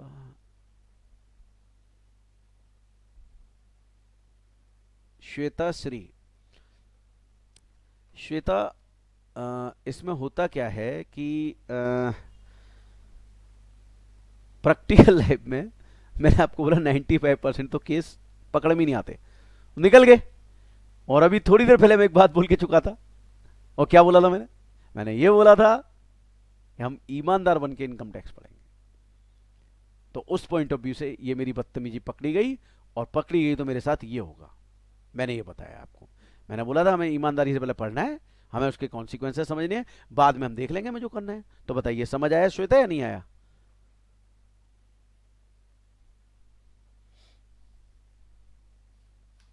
चलिए,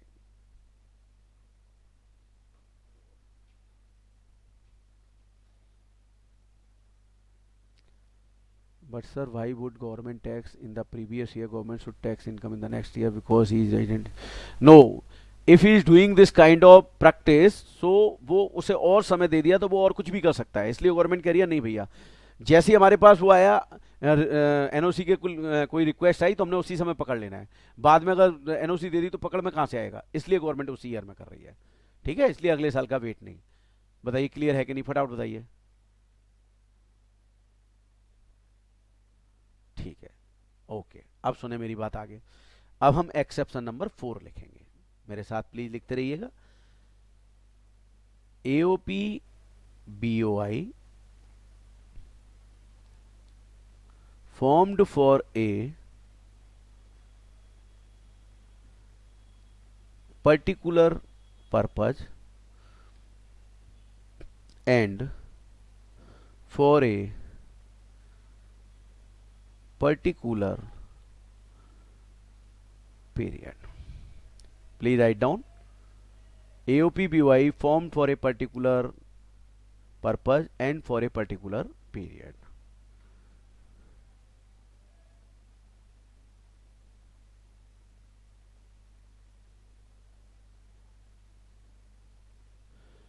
Sir, then it won't be charged on the person to whom property is transferred, as she is also earning from it.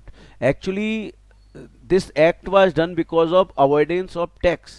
So अगर हम इस इनकम को क्लब कर देंगे उसी व्यक्ति की इनकम में जिसके पास से की गई है ट्रांसफर, तो आप देखिए ना, 2.5 लाख तक की जो एग्जम्पशन है वो केवल एक ही व्यक्ति को मिल रही है। अगर उसके में कर देंगे तो 2.5 लाख की वो भी लेंगे, तो उस हिसाब से तो टैक्स पर यही बन जाएगा ना, 1,12,500, 1,12,500। लेकिन अगर हम इसे एडबैक कर देंगे, है ना, क्लब कर देंगे, तो उस केस में इसका टैक्स कितना बनेगा, 4,12,500।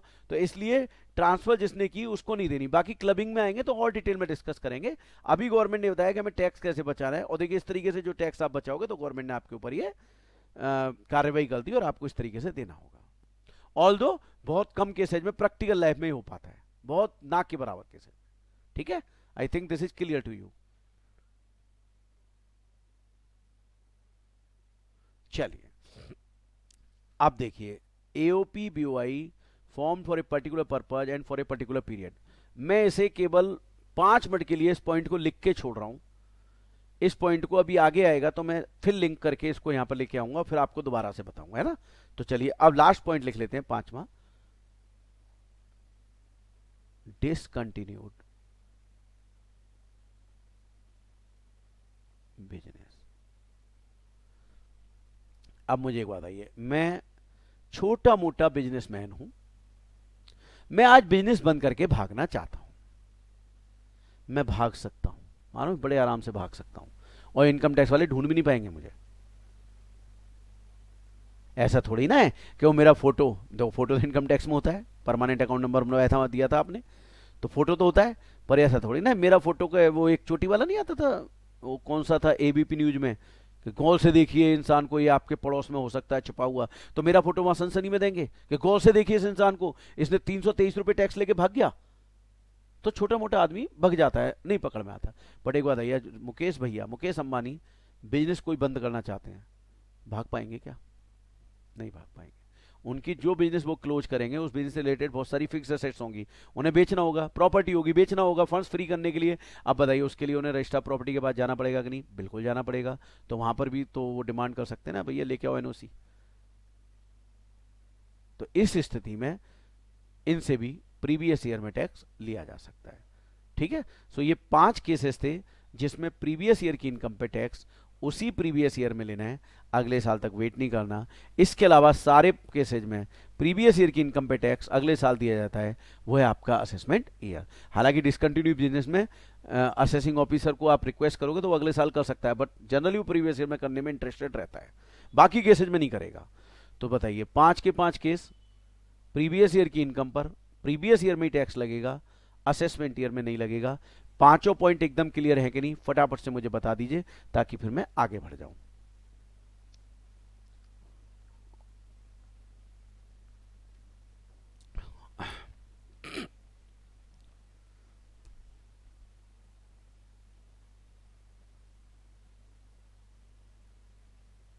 पॉइंट 4 मैंने डिस्कस नहीं किया नूर, अभी अभी मैंने एस्केप कर दिया है वो।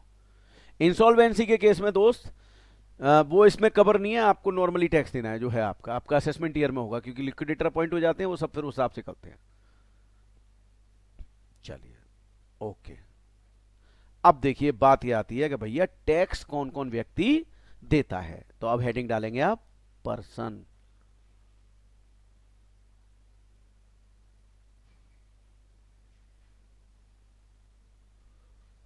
पर्सन इंक्लूड्स, यानी वो व्यक्ति जो टैक्स पे करते हैं, मैं उनकी बात करने जा रहा हूं।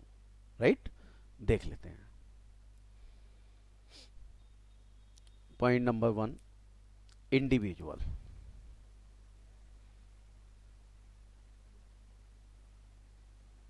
इंडिविजुअल, अब जरा आप मुझे बताइए, क्या आप मुझसे ये एक्सपेक्ट करते हैं कि सर इंडिविजुअल के बारे में बताइए? तो अगर करते हैं तो गलत करते हैं। चलिए फिर भी थोड़ा सा बताया, तो मैं इंडिविजुअल हूं, आप इंडिविजुअल हैं। सर और क्या होता है? बोले 2 हाथ होते हैं जी, एक मुंह होता है, 2 आंखें होती हैं। ये कोई बात हुई यार? आप या मैं या मेरे और आपके जैसे इंडिविजुअल्स इनकम अर्न करेंगे तो उन्हें क्या देना पड़ेगा? टैक्स देना पड़ेगा। तो आई थिंक ये इतना इंपॉर्टेंट, मतलब मुझे बताने वाली बात नहीं थी, आपको पता है। अब बात करूंगा मैं एच वेब की।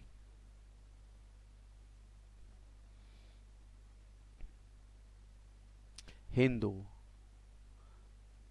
Undivided family, Hindu undivided family, Hindu undivided family. अब ये क्या होती है साहब? अब मैं पूछूंगा क्या होती है, तो आप में से बहुत सारे बोलेंगे सर एक जॉइंट फैमिली होती है, उसका कंबाइंड बिजनेस होता है, कोई भी जन्म लेता है वो मेंबर बन जाता है, जो मुखिया होता है उसे कर्ता कहते हैं, बोला बोला आप लोग बोलते रहेंगे। बात यह है एचयूएफ बनती कैसे है, ये हमें पता होना चाहिए। अब जैसे मान लीजिए आपकी फैमिली है, आपके मम्मी पापा हैं आपके साथ, आपके मान लो 2 भाई हैं, एक बहन है, इस तरीके की एक फैमिली है आपकी। तो इस फैमिली में हेड होंगे आपके पापा, और उन्हें हम कहेंगे कर्ता। आपकी मम्मी, आप, आपके भाई बहन सब कहलाएंगे मेंबर। अब बात आती है सर एचयूएफ बनती कैसे, प्लीज ध्यान से सुनना।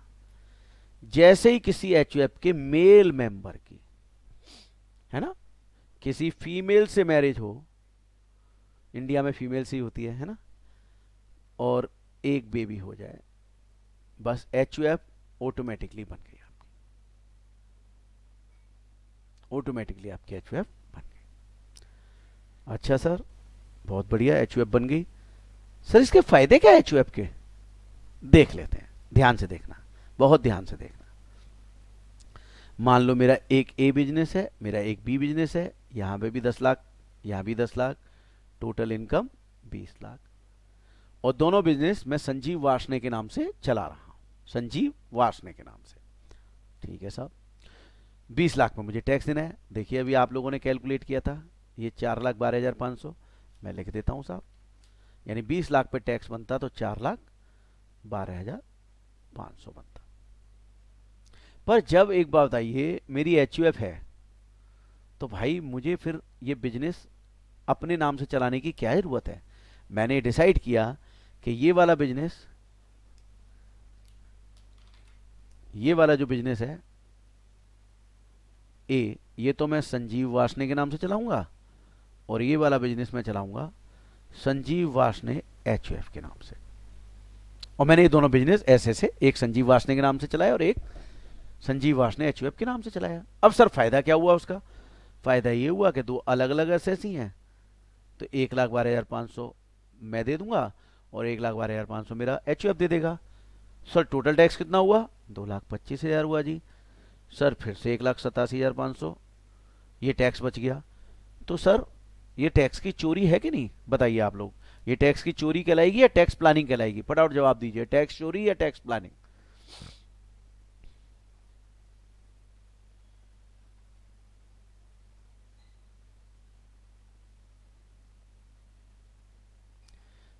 This is called tax planning. Government ने बोला है कि आप इंडिविजुअल के नाम से भी चला सकते हैं, आप एचयूएफ के नाम से भी चला सकते हैं। मैंने दोनों के नाम से एक एक बिजनेस चलाया, तो भैया इस तरीके से मैं ऐसा कर सकता हूं। और ये बिल्कुल देखिए पिछले केस में अवॉइडेंस ऑफ टैक्स में आ रहा था, क्यों? क्योंकि मेरी दोनों प्रॉपर्टी थी और मैंने अपनी पत्नी को फ्री में ट्रांसफर की, तो इंटेंशन क्या थी? टैक्स बचाने की थी। जबकि दोस्त यहाँ पर भी टैक्स बचाने की इंटेंशन है, पर गवर्नमेंट ने लीगल कहा है कि आप चाहो तो एचयूएफ के नाम से ही चला सकते हो। गवर्नमेंट ने मुझे फायदा दिया, मैंने उसका फायदा उठाया, बस बात खत्म। तो ये यहाँ पर कहलाएगी टैक्स प्लानिंग, और ये हो गई मेरी टैक्स की सेविंग। टैक्स प्लानिंग की वजह से मैंने क्या कर दी? सेविंग कर दी। बताइए एकदम समझ आया या नहीं आया समझ? अब आपसे कोई पूछे बिजनेस एक नाम से करना चाहिए अलग अलग नाम से, तो आप क्या जवाब देंगे? एक नाम से या अलग अलग नाम से, टैक्स के पॉइंट ऑफ व्यू से?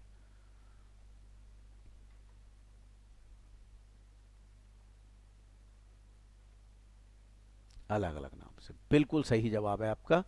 टैक्स बचाना है तो आपको अलग अलग नाम से करना चाहिए। चलिए इसके बाद पॉइंट नंबर 3, कंपनी। अब देखिए कंपनी बहुत सारी हैं, joint stock, private, public, government, foreign, domestic भी कहते हैं कुछ लोग, है ना, वन मैन कंपनी भी आ गई अब, तो कितनी सारी कंपनी। अब प्रश्न उठता है कि सर कौन सी कंपनी टैक्स देगी? बताइए कौन सी कंपनी टैक्स देगी? हाँ, इकबाल ने बड़ा अच्छा क्वेश्चन पूछा है बेटा। एचयूएफ बेसिकली जैन, सिख और हिंदू, मतलब हिंदू ही कवर हैं, Muslims are not cover here. तो ये हिंदू लॉ में कॉन्सेप्ट है हिंदू अनडिवाइडेड फैमिली का, डेट्स वाई एचयूएफ हिंदुओं के लिए है, मुस्लिम्स के लिए ऐसा कुछ नहीं है। हाँ बिल्कुल सही है, तरुण तरुण ने बिल्कुल सही लिखा हुआ है, राइट। कोई और डाउट आए तो बताएं मुझे प्लीज, और नहीं तो मुझे बताइए कंपनी मीन्स कौन सी कंपनी होनी चाहिए यहाँ पर, किस कंपनी को टैक्स देना चाहिए, बताएं सोच के।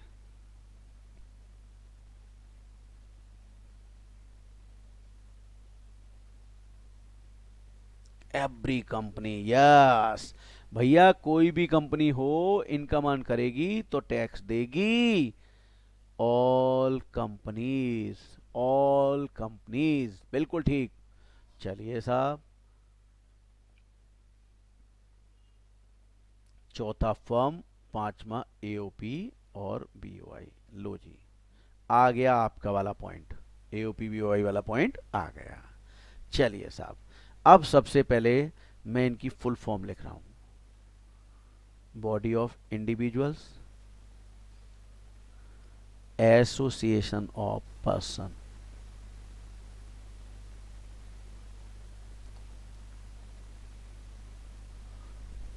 ध्यान से सुनना प्लीज, बहुत ध्यान से।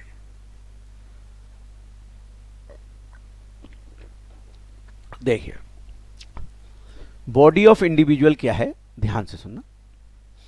जैसे आप और मैं इंडिविजुअल है, अब आने वाली है होली। हम सब ने मिलकर तय किया कि भैया एक काम करते हैं, रंग गुलाल पिचकारी बैलून्स ये सब खरीद के लाते हैं, और फिर दिल्ली की डिफरेंट लोकेशंस पर हम जाएंगे और इन्हें रोज बेचेंगे, और बेचने के बाद जो पैसे आएंगे वो एक जगह इकट्ठे कर देंगे। हम सब में ये डिस्कस हुआ और हमने फाइनली ये बिजनेस स्टार्ट किया। अगर हम ये बिजनेस पार्टनरशिप डीड बना के करेंगे, पार्टनरशिप डीड बना के, तो कहलाएगी पार्टनरशिप फर्म। और अगर पार्टनरशिप डीड नहीं बनाई है तो कहलाएगी बॉडी ऑफ इंडिविजुअल। बोलो इतनी समझ आई या नहीं आई प्लीज। मतलब ग्रुप ऑफ इंडिविजुअल्स था, हमने कोई बिजनेस किया, जैसे जॉइंट वेंचर है ना, कुछ समय के लिए किया, उसके बाद जो है अपना प्रॉफिट आया, बांटा और निकल गए। अगर पार्टनरशिप डीड बना किया तो फर्म, और नहीं तो आपकी बॉडी ऑफ इंडिविजुअल। ठीक है, समझ आया। सर फिर एसोसिएशन ऑफ पर्सन क्या है? ध्यान से सुनना, मैं एक क्वेश्चन पूछूंगा आप लोगों से, ध्यान से सुनना मेरी बात। एसोसिएशन ऑफ पर्सन, पर्सन का मतलब ये सब लोग हैं, इंडिविजुअल, एचयूएफ कंपनी वगैरह। कोई से भी दो पर्सन या ज्यादा मिलकर यही बिजनेस करते हैं, होली पे गुलाल वगैरह बेचने का, और पार्टनरशिप डीड बना के करते हैं, पार्टनरशिप डीड बना के करते हैं तो फर्म कहलाएगी। और पार्टनरशिप डीड बना के नहीं करेंगे तो एसोसिएशन ऑफ पर्सन कहलाएगा। सर ये तो बिल्कुल बीओआई की तरह हो गया, अगर डीड है तो फर्म, नहीं तो एसोसिएशन ऑफ मतलब पर्सन और बॉडी ऑफ इंडिविजुअल कहलाएंगे। तो सिमिलरिटी ये है कि अगर इनकी डीड बन गई तो फर्म, नहीं तो ये एओपी और बीओआई कहलाएंगे। इन दोनों में डिफरेंस क्या है, कोई बता सकता है आप में से? एक जैसे लग रहे हैं, कुछ तो डिफरेंस होगा, सोचो जरा, दिमाग लगाओ।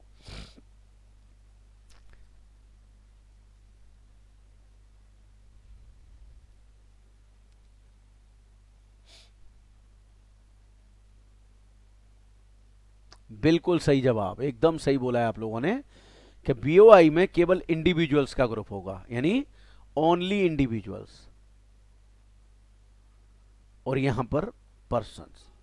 पर्सन का मतलब HUF company, company firm, firm AP, individual HUF, ये कोई से भी दो या ज्यादा व्यक्ति मिलकर करेंगे तो association of person, otherwise body of individual. बिल्कुल ठीक। अब देखिए, जो ये पॉइंट छोड़ा था इसको बता रहा हूं, यानी ये पॉइंट मैंने ये छोड़ा था कि भैया प्रीवियस ईयर की इनकम पर टैक्स प्रीवियस ईयर में ही देंगे, वो आपका जो है एक्सेप्शन में कवर है। तो इसका रीजन सुन लीजिए, एक सवाल पूछ रहा हूं, सोच के जवाब देना। देखिए, इलाहाबाद में कुंभ का मेला लगता है और उसके ऊपर बहुत सारी पिक्चरें बनी हैं, भाई भाई बिछड़ गए, मम्मी पापा बिछड़ गए, माँ बेटा बिछड़ गया, बाप बेटे बिछड़ गए, बिछड़ जाते हैं, खो जाते हैं वहां पर। तो उसी तरीके से मान लीजिए इंडियन क्रिकेट टीम अपनी यूनिफॉर्म में थी और सारे 11 के 11 प्लेयर एक साथ कुंभ के मेले में खो गए, एक ऑप्शन। दूसरा ऑप्शन, विराट कोहली अकेला खोया है और मैं आपसे कहूं जाओ ढूंढ के लाओ, आप किसे जल्दी ढूंढ के लाएंगे? विराट कोहली को जल्दी ढूंढ लेंगे या पूरी की पूरी जो टीम एक साथ है उसे जल्दी ढूंढ लेंगे? बताइए सोच के। और सबने यूनिफॉर्म पहनी हुई है अपनी ब्लू कलर वाली।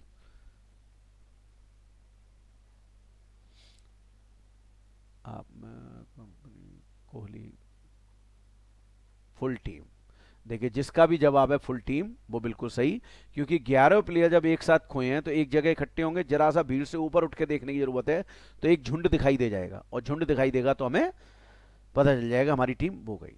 तो कहने का मतलब जब लोग एक साथ हैं तो जल्दी पकड़ में आ सकते हैं, अलग अलग हैं तो एक अकेला कहां छुप गया पता नहीं चलेगा। तो सेम यहां पर है, होली तक हम साथ साथ थे, होली पे हमने सारा बिजनेस खत्म किया, अगले दिन प्रॉफिट बांटा और उसके बाद अलग अलग हुए, अब हम आपके हैं कौन पता ही नहीं है। बताइए जब हम सब अलग अलग हो गए तो गवर्नमेंट को टैक्स लेना एक साथ इजी था या सबको अलग अलग ढूंढ के टैक्स लेना इजी था, ये बताइए आप मुझे कौन सा ज्यादा इजी काम है, अलग अलग सबसे टैक्स लेना या एक साथ? एक साथ, बिल्कुल ठीक। तो बस गवर्नमेंट ने कहा कि भैया ऐसा है, तुम प्रॉफिट बांटना बाद में, पहले बताओ प्रॉफिट पे टैक्स कितना बना, और जो प्रॉफिट पे टैक्स बना लाओ हमारा, और फिर टैक्स देने के बाद तुम्हें जो करना है करो, क्योंकि एक बार ये अलग अलग हो गए तो फिर इन सबको ढूंढना मुश्किल हो जाएगा। इसलिए गवर्नमेंट ने यहां पर प्रीवियस ईयर की इनकम पे टैक्स कब लगवाया, प्रीवियस ईयर में लगवाया। तो आई think this is also clear.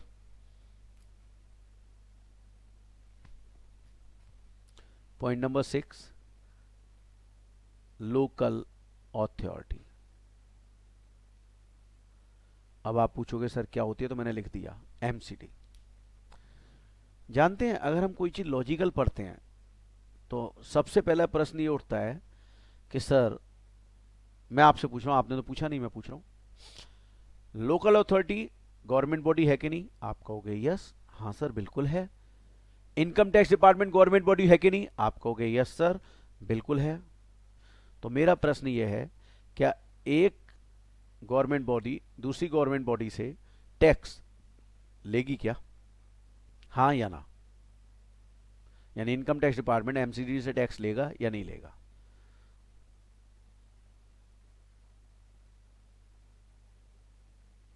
मिली जुली प्रतिक्रिया आ रही है साहब, हैं?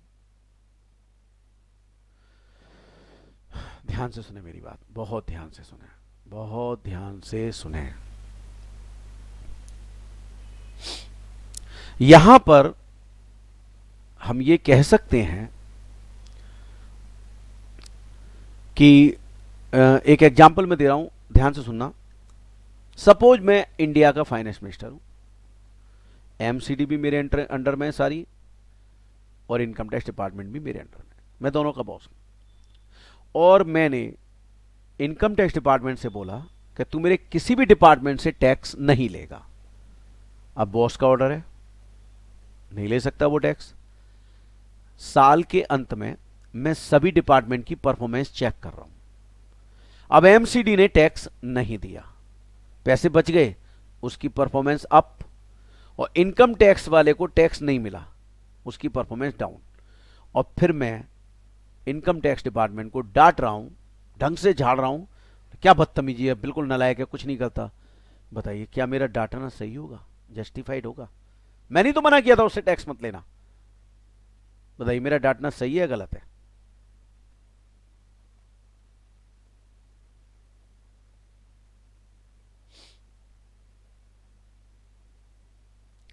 मेरा डांटना बिल्कुल गलत होगा। तो इसलिए चूंकि मुझे हर डिपार्टमेंट की परफॉर्मेंस चेक करनी है, तो मैंने बोला भैया एमसीडी तुझे जो पे करना है वो तू पे कर, इनकम टैक्स जो तूने इससे लेना है बोले, और मैं तो साल के अंत में सबका देखूंगा किसका क्या है। अब मान लीजिए इन्होंने आपस में हिसाब किताब कर लिया और मैं साल के अंत में सबकी परफॉर्मेंस देख रहा हूं। अब मान लीजिए मैं परफॉर्मेंस देख रहा हूं और परफॉर्मेंस देखने के बाद मुझे पता चल रहा है कि अभी भी जो है इनकम टैक्स डिपार्टमेंट की परफॉर्मेंस अच्छी नहीं है। बताइए अब मुझे डांटने का हक है या नहीं? अब मैं डांट सकता हूं या नहीं डांट सकता हूं कि यार तुम कुछ नहीं करते, तुम्हारा सब ऐसे ही जा रहा है? यस। तो बस परफॉर्मेंस इवेल्युएशन को ध्यान में रखते हुए एमसीडी को क्या किसी को भी टैक्स देना होगा। और देखिए 7वीं कैटेगरी में ऐसी लिख रहा हूं, वो आपको भी लगेगी कि सर ये भी है, लिखिए 7वां, यानी एमसीडी को टैक्स देना है, बचेगी नहीं वो। लास्ट है every other artificial judicial person, every other artificial judicial person like Delhi university, Delhi university. अब बात आती है जो शुरू के 6 में नहीं आए वो किस में चले जाएंगे, लास्ट वाले में, यानी जैसे दिल्ली यूनिवर्सिटी वो लास्ट कैटेगरी में चली गई। अब बात आती है कि सर दिल्ली यूनिवर्सिटी की इनकम कैसे होती होगी। देखो भैया, आप एडमिशन लेते हो, एडमिशन फीस, एग्जाम फीस, और ये अपनी बिल्डिंगों को जगह जगह यूज करा के और अपने एग्जाम कंडक्ट कराते हैं, उनसे भी कमाई हो जाती है उनकी। तो दिल्ली यूनिवर्सिटी की इनकम पे भी क्या लगेगा, टैक्स। सर और क्या हो सकता है इस कैटेगरी में, कोर्ट। सर कोर्ट की इनकम कैसे होती होगी, कोई बताएगा कोर्ट की इनकम कैसे होती होगी, कोर्ट।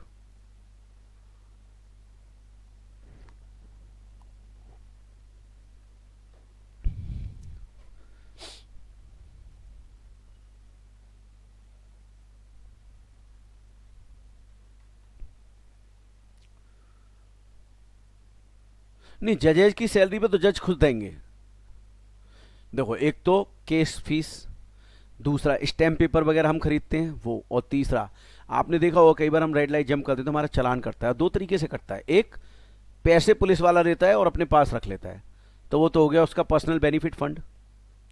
दूसरा, अगर वो रसीद काटता है तो जो रसीद काटी है वो उसके आधार पर जो पैसे लिए हैं वो पैसे कोर्ट में जमा होंगे, और वो कोर्ट की इनकम है, और कोर्ट को उस पर क्या देना पड़ेगा, टैक्स। और सबको मारो गोली, ये और लिख लीजिए आप, GOD, गॉड। अगर भगवान भी इनकम अर्न करेंगे तो उन्हें भी क्या देना पड़ेगा, टैक्स। यानी भगवान की इनकम पे भी क्या लगता है, टैक्स। अब प्रश्न ये उठता है जी, इंडिया के सबसे अमीर भगवान बताओ कौन से हैं, सबसे ज्यादा पैसे मतलब कौन कमाते हैं, कौन से वाले भगवान की कमाई ज्यादा है सबसे ज्यादा।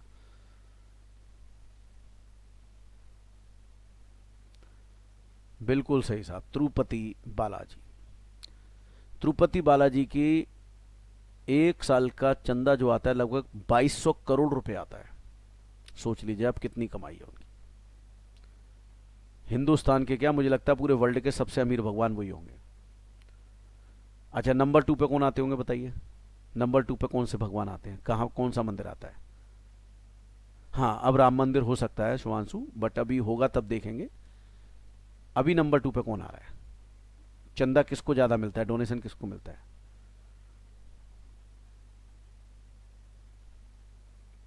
नहीं, नंबर 2 पे आ रहे हैं सिद्धि विनायक बॉम्बे, नंबर 3 पे शिरडी साईं बाबा, और नंबर 4 पे वैष्णो माता। ठीक है, तो ये लोग भी मतलब भगवान जी की इनकम है, तो इस पे भी क्या लगता है, ट्रस्ट के ऊपर टैक्स लगेगा, राइट। अब देखिए, मैं आपको एक केस डिस्कस करता हूँ, बड़ा इंटरेस्टिंग केस है, आपको बड़ा अच्छा लगेगा, और देखता हूँ आप लोग कितना दिल से और दिमाग से सोचते हैं।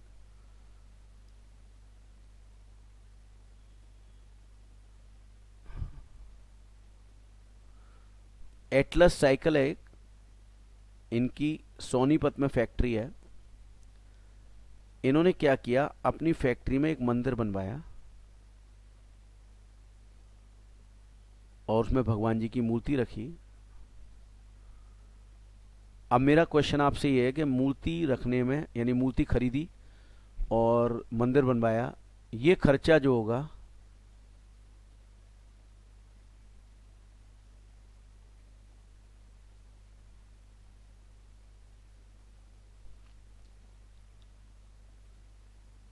इनकम कोई भी होगी तो उस टैक्स लगेगा उस पर, ठीक है। और अगर नहीं लग रहा है तो वो किसी प्रोविजन के तहत माफ़ किया जाएगा। जैसे अभी श्री राम मंदिर के लिए डोनेशन मांगे जा रहे हैं, तो जो डोनेशन देने वाला है उसको सेक्शन 80G में डिडक्शन मिल जाती है, तो उसकी उतनी इनकम कम हो जाएगी और टैक्स बच जाएगा उसका। तो ये उसमें उनको भगवान जी को कंसीडर किया गया है, तो जो डोनेशन देने वाला है उसका टैक्स बच जाएगा, ठीक है। मेरा क्वेश्चन आप लोगों से ये है, अब इसका जवाब दीजिएगा आप, कि मंदिर और मंदिर में जो रखी गई मूर्ति, दोनों रेवेन्यू एक्सपेंडिचर है या कैपिटल एक्सपेंडिचर है।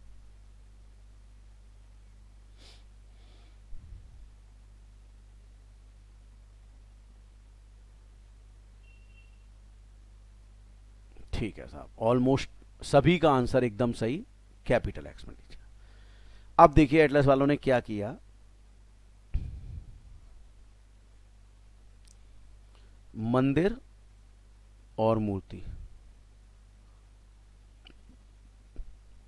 दोनों पे डेप्रिसिएशन लगा दिया, भगवान जी पे डेप्रिसिएशन लगा दिया। अब जैसे ही डेप्रिसिएशन लगा तो नेट प्रॉफिट कम हो जाएगा, तो टैक्स भी कम हो गया।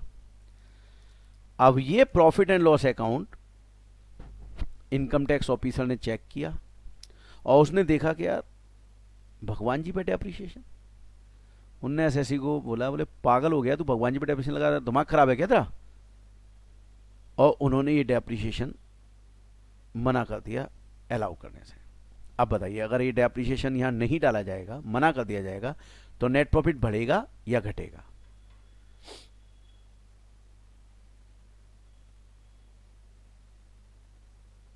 बिल्कुल इंक्रीज होगा साहब। तो इनका भी इंक्रीज हो गया और इन्हें टैक्स देना पड़ गया। अब इन्हें टैक्स देना पड़ गया तो निश्चित तौर पर इनके साथ बुरा हुआ। अब जब इनकम टैक्स डिपार्टमेंट ऐसा कर दे, असेसिंग ऑफिसर ऐसा कर दे, तो जो असेसी है उसके पास क्या रेमेडी है, वो क्या कर सकता है? तो वो अपील में जा सकता है। सबसे पहले commissioner of income tax appeal में जाएगा, फिर आईटीएटी में चला जाएगा, हाई कोर्ट में, इन सब जगह तक वो गया और सभी ने बोला कि इनकम टैक्स ऑफिसर एकदम सही है, आपकी हिम्मत कैसी हुई भगवान जी पे डेप्रिसिएशन लगाने की।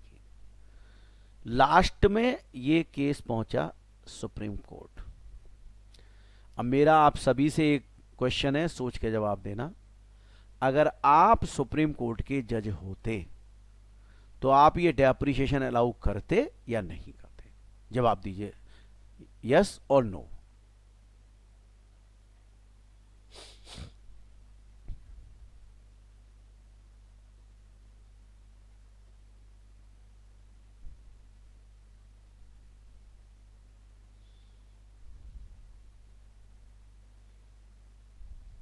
दो तरुण बेटा, एओपी बीओआई किसी में भी आए तो टैक्स तो वो भी देते हैं। हाँ, ट्रस्ट के लिए, मतलब एक्चुअली ट्रस्ट आपके सिलेबस में नहीं है, इसलिए मैं उसमें बार बार नहीं जाना चाहता। ट्रस्ट को एक पर्टिकुलर इनकम है, वो अगर उस इनकम का एक पर्टिकुलर पार्ट एक्सपेंड करेगी खास पर्पजेज के लिए जिसके लिए बना है, तो वो एग्जेम्प्ट हो जाता है, एग्जेम्पशन मिल जाती है सेक्शन 11-12 में। पर वो आपके लिए एप्लीकेबल नहीं है, इसलिए मैं उसे अवॉइड कर रहा हूँ। वो टाइम कंज्यूमिंग है, कोई फायदा नहीं है और आपके लिए एप्लीकेबल नहीं है। Okay, I would allow, because if God is paying tax, then depreciation should also be allowed. जैसे बिल्डिंग पर होता है वैसे ही हो सकता है, बिकॉज मेंटेनेंस है मंदिर की। शाबाश। देखिए, सीधे शब्दों में सुप्रीम कोर्ट ने ये पूछा कि भैया आप ये बताओ कि ये कैपिटल एक्सपेंडिचर था या नहीं? तो सब लोग बोले हाँ जी कैपिटल एक्सपेंडिचर तो है। तो कैपिटल एक्सपेंडिचर पे क्या देते हैं हम? बोले डेप्रिसिएशन। तो भैया आप क्यों मना कर रहे हो? तो सुप्रीम कोर्ट ने ये डेप्रिसिएशन अलाउ किया था। क्लियर? सुप्रीम कोर्ट ने कहा यस, डेप्रिसिएशन अलाउबल। और जानते हैं जिस दिन ये डिसीजन आया उसी दिन से मैंने अपनी क्लास में बोलना शुरू किया, be Amitabh Bachchan, don't be Shashi Kapoor. Be Amitabh Bachchan, don't be Shashi Kapoor. Film Deewar, last dialogue, उसमें क्या डायलॉग था? बच्चन साहब कहते हैं मेरे पास गाड़ी है, बंगला है, बैंक बैलेंस है, तेरे पास क्या है? शशि कपूर साहब कहते हैं माँ। जानते हैं हमारे जिंदगी में माँ से ऊपर कोई है ही नहीं। जितना प्यार हमें हमारी माँ करती है संसार में कोई व्यक्ति नहीं कर सकता। इसमें तो कोई दो राय है ही नहीं। शशि कपूर साहब बिल्कुल सही थे कि मेरे पास माँ है। बट मेरा एक सवाल है, मुझे भूख लगी है और मेरी माँ के पास पैसे नहीं है, खाना आएगा कहां से? इमोशन से, भावनाओं से खाना आएगा? नहीं, खाना पैसों से आएगा। सो इनकम टैक्स में हमें अमिताभ बच्चन बन के सोचना है, शशि कपूर बन के नहीं सोचना है, प्रैक्टिकल होके एकदम। क्लियर? पता चला एग्जाम में आया जो असेसी है उसकी माँ की डेथ हुई और उसने 1 लाख रुपए उसके फ्यूनरल प्रोग्राम पे खर्च किया और आपने 1 लाख रुपया पीएनएल अकाउंट में डेबिट कर दिया। बोले यार एसएससी की माँ की डेथ हुई है, ये खर्चा तो अलाउ होना चाहिए। बोले नहीं, ये नहीं होगा जी। क्यों? ये एसएससी का पर्सनल एक्सपेंडिचर और पर्सनल एक्सपेंडिचर कोई भी यहाँ पे डेबिट नहीं होता है। सो ये बात अच्छे से याद रखना कि भैया अमिताभ बच्चन बन के सोचना है, प्रैक्टिकली सोचना है ना। और एक एक बात को ध्यान से समझना होगा, जब ये जाके प्रोविजंस हमारे दिमाग में सेट होंगे। हम लॉजिकली पढ़ेंगे तो ही हमें याद रहेंगी चीज़ें, अगर हम लॉजिकल नहीं पढ़ेंगे तो हमें बहुत मुश्किल हो जाएगा इनकम टैक्स में, राइट। अब जब इतना पढ़ लिया, यहाँ तक बताओ सबको क्लियर है कि नहीं? पहले बताओ, ये जितना भी मैंने अभी तक लिखा है सब क्लियर है कि नहीं, और सबने कॉपी पे लिखा है कि नहीं लिखा?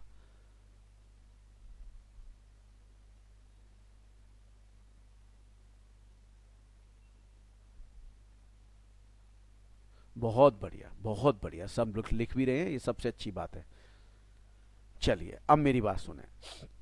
जानते हैं अकाउंट्स में जब हम पढ़ना शुरू करते हैं तो उसके 3 गोल्डन रूल्स होते हैं। उन गोल्डन रूल्स को अगर हम अच्छे से समझ लेते हैं और बिल्कुल एकदम हमारे दिमाग में फिट हो जाते हैं तो उस केस में हमें अकाउंट्स बहुत अच्छे से समझ आता है। बट अगर हमने अकाउंट्स को ढंग से समझने की कोशिश नहीं की, वहाँ हमने रटने की कोशिश की, तो बहुत सारे स्टूडेंट्स ऐसे होते हैं जो कहते हैं सर अकाउंट समझ नहीं आता। क्यों नहीं आता? क्योंकि वो रटने की कोशिश की है 11th-12th में आपने, वो आपको दिक्कत दे रहा है। खैर कोई बात नहीं, वो आप सही कर ही लेंगे। जैसे अकाउंट्स में गोल्डन रूल्स हैं, वैसे ही इनकम टैक्स में गोल्डन रूल्स। अब आप सब सोच रहे होंगे सर हमने पढ़ा, हमें तो ना मिले कहीं भी गोल्डन रूल्स। तो बेसिकली ये मेरे पर्सनल रूल्स हैं, इनका किसी किताब से या किसी एक्ट से कोई लेना देना नहीं है। ये मेरी पर्सनल रिसर्च पे हैं। मुझे आज 21 साल हो गए पढ़ाते हुए। 21 साल में बहुत सारे स्टूडेंट्स मैंने पढ़ाए, बहुत सारे स्टूडेंट चार्टर्ड अकाउंटेंट बने। तो मेरी अपनी पर्सनल रिसर्च है।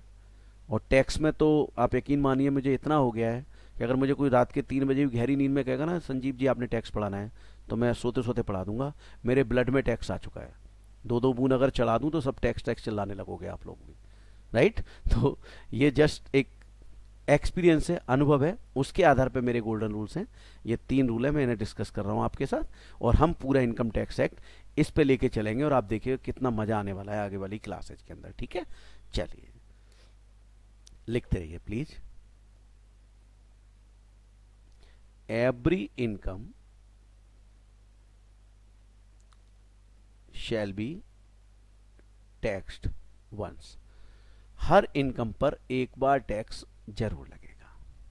और यदि नहीं लग रहा है तो हम थोड़ा सोचने की प्रोसेस को बढ़ाएंगे, सोचना शुरू करेंगे, सोचना शुरू करेंगे, तो हम उस पॉइंट पे पहुंच जाएंगे जहां हमें पता चलेगा अरे यार इसमें लग चुका, पहले ही दूसरे कैंड में लग चुका। कुछ ना कुछ ऐसा होगा जो हमें लगेगा कि हाँ लग चुका है टैक्स। वो मैं कई जगह आपके सामने प्रूफ करूंगा आने वाले समय में। दूसरा, same income can not be taxed twice. एक इनकम पे डबल टैक्सेशन नहीं है, नो डबल टैक्सेशन। सर कैसे? मतलब जैसे मान लीजिए मैं आपको पढ़ा रहा हूं, आप मुझे फीस दे रहे हो, तो मैंने इस फीस में आपके पे इनकम टैक्स दे देना है। अब इनकम टैक्स वाले 1 महीने बाद फिर कहें अरे संजीव जी वो आपके स्टूडेंट से फीस आई थी ना, उस पर दोबारा टैक्स दो। अरे भैया मैं क्यों दूं? एक बार इनकम थी एक बार टैक्स दूं। लेकिन हाँ, अब मान लीजिए नेक्स्ट लेवल पे फाइनल में आप पढ़ते हैं फॉर एग्जाम्पल, तो फिर फाइनल में फिर फीस आती है, तो उस स्थिति में मुझे फिर से टैक्स देना होगा। तो जब जब इनकम अर्न करूंगा तब तब टैक्स दूंगा। एक ही इनकम पे डबल टैक्सेशन नहीं है, there is no double taxation. Third, any expenditure incurred to generate any income shall be allowed oblique deductible. Any expenditure incurred to generate any income shall be allowed oblique deductible. अब इसका क्या मतलब है ध्यान से देखना।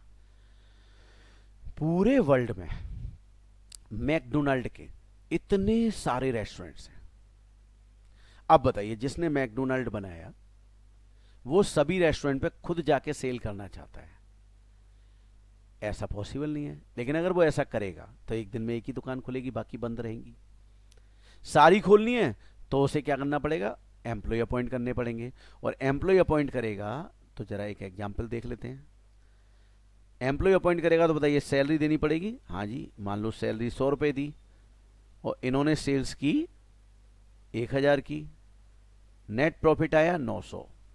तो अब सवाल ये उठता है कि टैक्स कितने रुपए पे लगेगा, 1000 पर या 900 पे, बताएं आप लोग।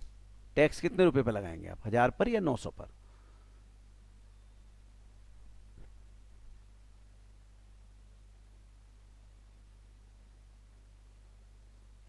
चलिए साहब, तो आपने कहा 900 रुपए पे, तो साधारण शब्दों में ये कहा जाएगा कि बिना इसके ये संभव नहीं था। तो अगर किसी इनकम को अर्न करने के लिए किसी खर्चे को हम कर रहे हैं तो पहले वो लेस होगा और फिर हम बची हुई इनकम पर क्या देंगे, टैक्स देंगे। क्लियर? तो यहां तक बताइए, आज जो मैंने पढ़ाया है एकदम समझ आया है? कोई मन में डाउट है तो प्लीज पहले डाउट पूछिए, फिर मैं आगे की डिस्कस करूंगा बातें। एकदम क्लियर है यहां तक जो मैंने पढ़ाया?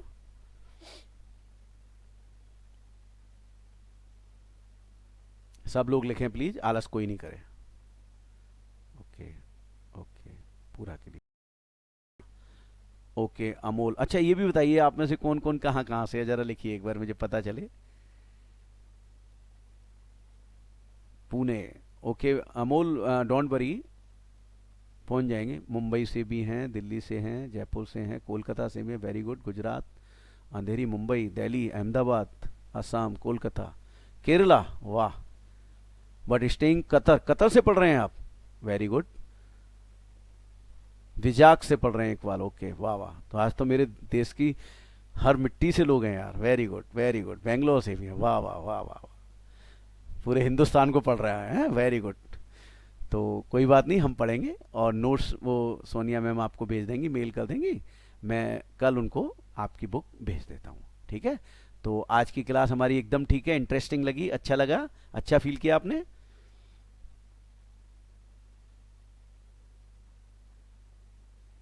बहुत अच्छा, very good very good very good, very informative. मौज करा दी सर।